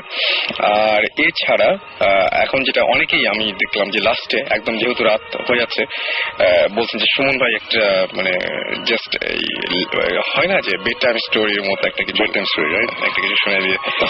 হ্যাঁ, টাইম অ্যাকচুয়ালি আমাদের হাতে খুব কম, রাইট। সো এখন আচ্ছা বলি, জি, একটা গল্প। আমার মনে হয় একটু টাইম লাগলেও সমস্যা নাই, আমরা টাইম আসতে শুনবো, রাত তো আমাদের, এই রাত আমার আপনার। আজকে একটু কমেডি শুরু হয়ে যাচ্ছে। আচ্ছা, এনিওয়েজ আমি একটা ছোট একটা ঘটনা বলি আগে, সেটা হঠাৎ মনে আসলো। সেটা হচ্ছে যে আমার এক ফ্রেন্ড, আমার সিনিয়র ফ্রেন্ড, আমার চেয়ে 3-4 বছরের বড় হবে অ্যাটলিস্ট। উনি এখন নিউ ইয়র্কে থাকে, খুব ভালো গিটারিস্ট ছিল ইনফ্যাক্ট। ওকে, তো ওনার একটা ঘটনা, সেটা হচ্ছে যে ঢাকায় থাকার সময় ওনার বাবা মারা যায়। তো বাবা যেদিন মারা যায় ওই দিন উনি বাসা দিচ্ছিল। আচ্ছা, তো স্বাভাবিকভাবেই খুব আপসেট ছিল বাবা মারা যাওয়ার পর। রাতে যখন ঘুমাতে গিয়েছে, মানে এটার 2-1 দিন পরের ঘটনা, রাতে ঘুমাতে গিয়েছে, তখন ঘুমাতে গিয়ে তার মানে খুব অস্বস্তি লাগছিল, মানে স্বাভাবিকভাবে ঠিক মতো ঘুমাতে পারছে না, খুব আপসেট। সেটাই, বাবার কথা মনে হচ্ছে, এটা অবস্থা। তো ঘুমাতে পারেনি, তার খুব অস্বস্তি লাগছিল। তো সে আর ওটা কারোর সাথে শেয়ার করে নাই। তার মনে হচ্ছিল কি যে বাবা তার রুমেই আছে, এরকম একটা ফিলিং হচ্ছিল আর কি। আচ্ছা, এই ঘটনাটা আমি শুনেছি এই লাস্ট 2 মাস আগে আমার সাথে দেখা হয়েছিল, তখন বললো, খুব সিরিয়াসলি বললো আর কি উনি। এবং এরকম একটা অবস্থা। তা এর পরের দিন রাতে ঘুমাতে যাওয়ার সময় সেম কাহিনী, আবার খুব অস্বস্তি লাগছিল, এরকম ব্যাপার। তারপর হয়েছে কি, ওই দিক দিয়ে তার বোন এসেছে, বোনের হাজবেন্ড এসেছে, যে বাবা মারা যাওয়ার পর আর কি, ওদের বাসায় ওরা ঢাকায় থাকতো না আর কি। তা আসার পর ওরা রাতে থাকবে, যেখানেই থাকবে, তখন আমার ফ্রেন্ডটা বললো যে তার বোনকে বলতেছে যে তোমরা একটা কাজ করো, আমার রুমে ঘুমাও, আমার একা ঘুমাইতে অসুবিধা হচ্ছে, ঘুমাতে পারছি না, আমার ভয় লাগছে, তোমরা ঘুমাও, আমার কেমন অসুবিধা হচ্ছে আর কি। ওই রুমটার মধ্যে আবার খাট যেটা ছিল, ওটা একটা ছোট একটা খাট, মানে ওখানে তাই যেটা করলো মাটিতে ফ্লোরিং করলো আর কি। তো মাটিতে বড় বিছানা করা হলো, এখানে তার বোন এবং বোনের হাজবেন্ড শুলো, এবং বিছানায় সে শুয়ে আছে, এবং রাত্রের বেলা এরকম শুয়ে আছে, মানে ডান পাশ ফিরে শুয়ে আছে আর কি। তো হঠাৎ করে তার মনে হলো যে তার গায়ের উপরে কিছু একটা প্রেশার করছে, এরকম লাগছে আর কি। আচ্ছা, তার খুব সে বলতেছে কি ব্যাপার, আমি আজকে তো রুমে মানুষজন আছে, আমার এখনই এরকম লাগতেছে কেন, মানে। সো একটু পরে বুঝলো যে প্রেশারটা বাড়ছে, এবং তখন সে রিয়েলাইজ করলো যে তার গায়ের উপর একটা হাত টাইপের কিছু, মানে, এবং যখন বুঝলো যে তাকে কেউ জড়িয়ে ধরে শুয়ে আছে আর কি, তার গায়ের উপর হাত রাখা, এবং সে সাথে সাথে কোনো মতে জাস্ট ঘাটটা ঘুরে বাইরে তাকিয়ে দেখে যে তার বাবা তাকে ধরে শুয়ে আছে আর কি। এবং এই কথাটা যখন আমার ফ্রেন্ড আমাকে বলেছে, তার চোখে পানি চলে এসেছিল, মানে he was not joking or kidding, মানে সে সেটাই বলছে যে আমি স্বাভাবিক, দেখছি যে আমার স্বাভাবিক। বাবা আমাকে জড়ায় ধরে শুয়ে আছে। মানে সে তখন প্রচন্ড ভয় পায় আর কি, ভয় পেয়ে সে চিৎকার করে, চিৎকারে আবার ইয়ার উঠে যায় ঘুম থেকে। তার চারপাশে যারা ছিল, হ্যাঁ, তার দুলাভাই এবং তার বোন দুজনেই ঘুম ভেঙে যায়। তখন বলে কি হয়েছে, বলে আমি আব্বাকে দেখছি আমাকে আর বিছানায়, আমি মানে, এবং তাকে যখন ধরেছিল সে তখন মানে চিৎকারও করতে পারছিল না, হঠাৎ করে মানে খুব জোরে চিৎকার করে, তখন ওরা উঠে যায়, হাতটাও সরে যায় এবং তখন ঘুরে দেখে কেউ নাই। তখন বলে যে না, তুমি আসলে আপসেট, এই কারণে তুমি এটা করছো। তারপরেও তার ঘুমাতে মানে তারপরে আমাকে বলেছে তার অনেকদিন লেগেছে যে আবার নর্মাল হতে আর কি, মানে ঘুমাতে গিয়ে। এটা একটা ছোট একটা ঘটনা, মানে আমরা অনেক সময় এই ধরনের জিনিসপত্র শুনি, বাট এরকম আমার খুব ক্লোজ একজন মানুষ এবং তার কাছ থেকে শুনে খুবই ইন্টারেস্টিং লেগেছিল, এটা শেয়ার করলাম। এনিওয়েজ, আমি লাস্ট একটা ঘটনা বলে শেষ করছি আজকে ভূতের। তার আগে আমি একটা জিনিস বলি, সেটা হচ্ছে যে আমাদের ভৌতিস্ট টিভি শোটা জানুয়ারিতে দেশ টিভিতে অন এয়ার হবে। দেশ টিভিতে জানুয়ারি থেকে শুরু হচ্ছে, মোটামুটি টিভিতে প্রমোশন ডিসেম্বর থেকে আসবে। আমরা এই মুহূর্তে মানে আমাদের ব্যাপারটা হয়েছে যে আমরা মোটামুটি রেডি করেছিলাম যে এই কয়েকটা এপিসোড, বাট এখন ইদানিং আরো অনেক নতুন নতুন ইন্টারেস্টিং জায়গা আমরা পাচ্ছি, সেখানে আমরা যাচ্ছি। সো এপিসোডের আরো বাড়বে। সো আপাতত আমাদের প্ল্যান হচ্ছে আমাদের ফার্স্ট সিজনে আমাদের 13টা এপিসোড থাকবে। আচ্ছা, এবং আমাদের ভৌতিস্টের ফার্স্ট যেই এপিসোডটা অন এয়ার হবে সেটা কিন্তু অ্যাকচুয়ালি নর্মালি একটা TV show, reality TV show যেভাবে রেকর্ড করে, যেভাবে ভিডিও করে, ওইভাবে করা না। আমাদের প্রথম এপিসোডটা হচ্ছে ভৌতিস্ট, আমাদের এই টিমটা কিভাবে হলো, এটা হচ্ছে আমার একটা মিউজিক ভিডিওর শুট করতে আমরা ঢাকার বাইরে গিয়েছিলাম একটা বাংলোতে। ওই বাংলোতে নিয়ে অনেক সমস্যা আছে আর কি, ওখানে অ্যাকচুয়ালি অনেক ধরনের প্রবলেম হতো আর কি, এখনো স্টিল হয়। তো ওইখানে আমরা রাতে ছিলাম, থাকার সময় কিছু ঘটনা ঘটেছিল। তখন যেহেতু ফর্চুনেটলি আমাদের কাছে ক্যামেরা ছিল, আমরা তখন ক্যামেরা অন করে কিছু রেকর্ড করি। আচ্ছা, ওখানকার ইনসিডেন্টগুলো রেকর্ড করার পর তারপরে সেই জিনিসগুলো আমরা আবার পরে এমনি মানে জাস্ট হাসতে খেলতেই মানে আমরা এটা এডিট করি, করার পরে দেখার পর মনে হয় যে এটা একটা ইন্টারেস্টিং দাঁড়িয়েছে আর কি, মানে বাইরে বসে একটা জিনিস হচ্ছে। তখন অ্যাকচুয়ালি আমরা ডিসিশন নিই যে আমরা সিরিয়াসলি এটা নিয়ে করি। শুরু হয়েছিল ফার্স্ট এপিসোডে, যারা দেখবে তারা দেখবে একটা মানে বেশ অ্যামেচারিশ একটা ভিডিও, একটা এপিসোড, বাট ভালো করে এডিট করা ডেফিনেটলি। বাট সেকেন্ড গুলো থেকে আমাদের নর্মাল স্ট্রাকচারে আমরা ফেরত যাবো। সো হোপফুলি অনেকেই জানতে চাচ্ছিল, আমি দেখছিলাম যে অনেকেই জানতে চাচ্ছিল যে কবে ভৌতিক হবে, কোন চ্যানেল আসবে। খুবই একটা ভালো নিউজ, এবং অনেকে জিজ্ঞেস করছিল এটা। জানুয়ারিতে অন এয়ার এবং দেশ টিভিতে আসছে। ওকে, ফাইন। আমার কাছে মনে হয় যেটা এটা মানে কি বলবো, শেষ করার আগে, শেষ গল্প বলার আগে এটা দারুণ একটা নিউজ ছিল। ওকে, আর এখন তাহলে আমরা লাস্ট ঘটনাটা একদম। এই ঘটনাটা অ্যাকচুয়ালি আমার খালি মানে আমার ফ্রেন্ড সার্কেলের মধ্যে ঘটা, আমিও এটাতে ইনভলভ, এবং এটা হয়েছে বেশ আগে 1993 এর সময়কার ঘটনা। আমরা তখন কলেজে, এবং আমি আমার যে ফ্রেন্ড সার্কেল এদের নিয়ে এই ঘটনাগুলো হয়েছে, আমি কারোরই নাম বলতে পারবো না, একটু সিরিয়াস টাইপের। আমরা শুনছিলাম আমাদের ফ্রেন্ডের মধ্যে, আমরা একদিন আড্ডা দিচ্ছিলাম আমরা সবাই মিলে, তখন আমাদের একজন বলল যে আমাদের আরেক সিনিয়র ফ্রেন্ড, যে তাদের সার্কেল, তাদের ফ্রেন্ডরা নীলক্ষেত থেকে একটা বই কিনেছিল, একটা ডেভিল ওয়ারশিপের উপর একটা বই। আচ্ছা, মানে ডেভিল ওয়ারশিপ নিয়ে, ব্ল্যাক ম্যাজিক, এগুলো নিয়ে একটা বই পেয়েছে, অনেক পুরানো একটা বই। ওই বইটা তারা কিনেছিল। তো ওই বইটা কেনার পর নাকি ওই বইটা নাকি যার বাসাতেই থাকে তার বাসায় নাকি প্রবলেম হয়, এই টাইপের ব্যবসা আমরা শুনলাম। আমি বললাম যে বাহ, বেশ ইন্টারেস্টিং ঘটনা কি। তারপরে ঘাটাঘাটি করার পর তারপরে যেটা আসলো সেটা হচ্ছে যে বইটা যারা কিনেছিল তাদের একজন আমার খুবই ক্লোজ ফ্রেন্ড, সে আমাকে নিজে বলেছে যে বইটা আমরা যখন পাইছি, বইয়ের ভিতরে আমরা ইনফ্যাক্ট অরিজিনাল পেপার কাটিংও পাইছি, বাইরের কোন একটা নিউজ পেপারের কাটিং, যেখানে যে ওই অ্যালিস্টার ক্রাউলি, অনেকে ক্রাউলি বলে, মিস্টার ক্রাউলি, অজি অসবর্নের একটা গান আছে, এই ব্ল্যাক ম্যাজিক করতো, ডেভিল ওয়ারশিপ, ওই কাল্ট, একটা অকাল্ট দিয়েছিল, ওর সম্বন্ধে কিছু পেপার কাটিং, মানে অরিজিনাল, মানে বইটা অ্যাকচুয়ালি যার কাছে ছিল সে অ্যাকচুয়ালি এইসব জিনিসপত্র নিয়ে আসলেই ঘাটাঘাটি করতো আর কি। সো তার মানে ব্যাপারটা একটু সিরিয়াস আর কি, মানে বইটা।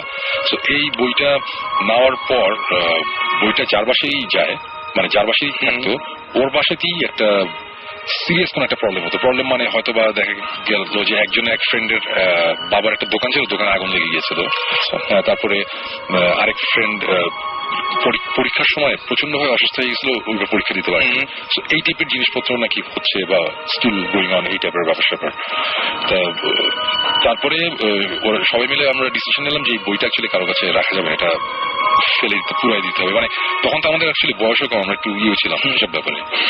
কিন্তু আমাদের একটা ফ্রেন্ড সে এই বইটা নিয়ে বইটার মধ্যে কিছু জিনিসপত্র লেখা ছিল, কিভাবে ডেভিল ওয়ার্শিপটা করতে হবে, কিভাবে নামাতে হবে, এই টাইপের জিনিসপত্র ছিল। সেই জিনিসটা প্র্যাকটিস করে তার বাসায়। এবং ঘটনাটা যেটা হয় যে বইয়ের মধ্যে একটা জিনিস লেখা ছিল যে ডেভিল আসবে উত্তর দিক থেকে। হ্যাঁ, উত্তর দিক থেকে ডেভিল আসবে, এরকম একটা জিনিসপত্র লেখা ছিল। আলটিমেটলি যেটা হয়েছিল যে সে তো আর কিছু করতে পারে না এই বইটা নিয়ে, বাট তার উত্তর দিকে যে রুমটা ছিল বাসার, ওই রুমে তার ছোট বোন থাকতো। এবং ছোট বোনটা মেন্টালি ডিসেবল, মানে বেশ পাগল হয়ে যায় আর কি, তাকে পরে ইনস্টিটিউশনে দিতে হয়। তো এটার পরে বইটা কোথায় কি, বইটা আমরা পাই না। এটার প্রায় বছর দেড়েক পরের ঘটনা। হঠাৎ করে একজনের, আমাদের সার্কেলের মধ্যে একজন বইটা পাইছে, কিভাবে ওর কাছে আসছে, কিভাবে আসছে আমি জানি না, আমার মনেও নেই। সে বললো বইটা আমি পাইছি, বইটা পাইছি। আমি তখন গিয়ে বললাম যে দেখেন এই বই আপনি কিন্তু এই বইয়ের কিন্তু কাহিনী আছে, অনেক শুনছি। বলে যে আর এই সময় গেলে কোনো ব্যাপার না, এইটি। এবং ওই সময় ওই বইটা যখন তার বাসা ছিল, আমরা নিজের জানি যে ওদের বাসায় সিরিয়াস একটা ফ্যামিলি একটা প্রবলেম হয়েছিল, মানে বেশ সিরিয়াস পর্যায়ে চলে গিয়েছিল প্রবলেমটা।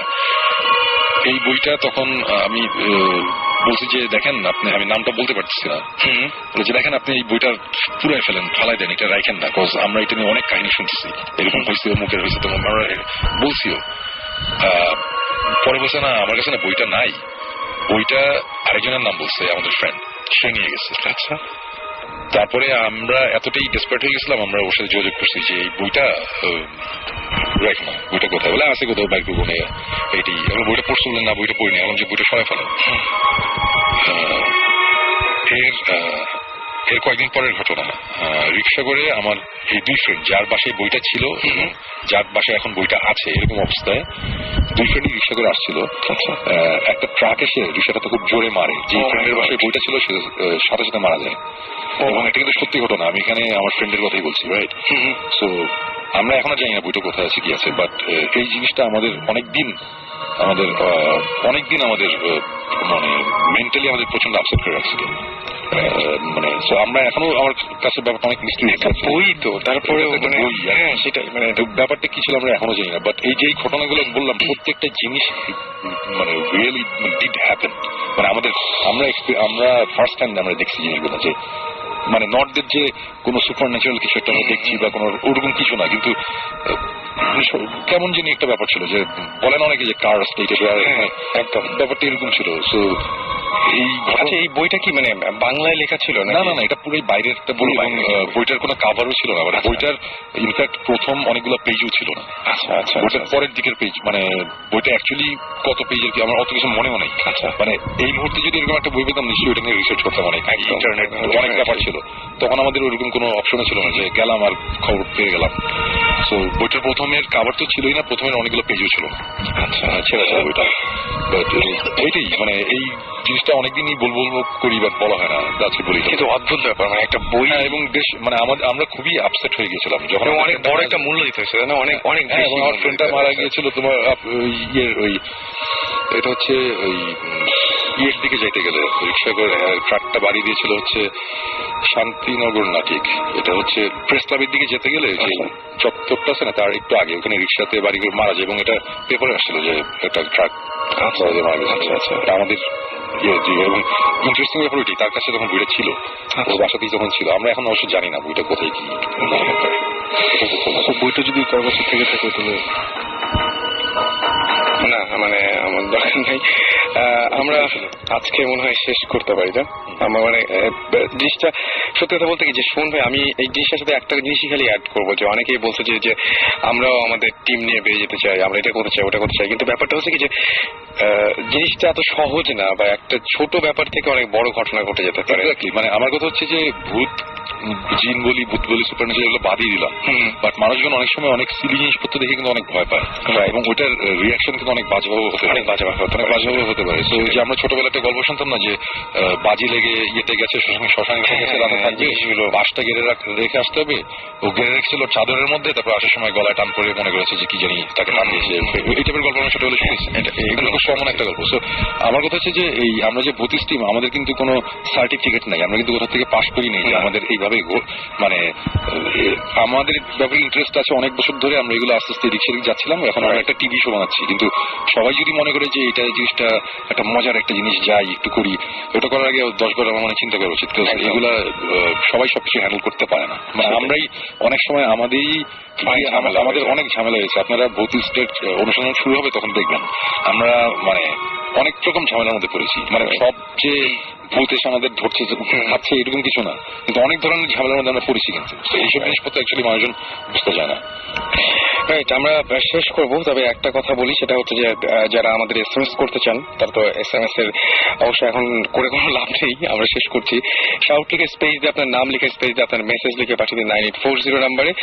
আর যারা আমাদের নেক্সট শোতে আসতে চান যারা, তারা একটা কাজ করেন, সেটা হচ্ছে যে আমাদেরকে ইমেল করে ফেলেন।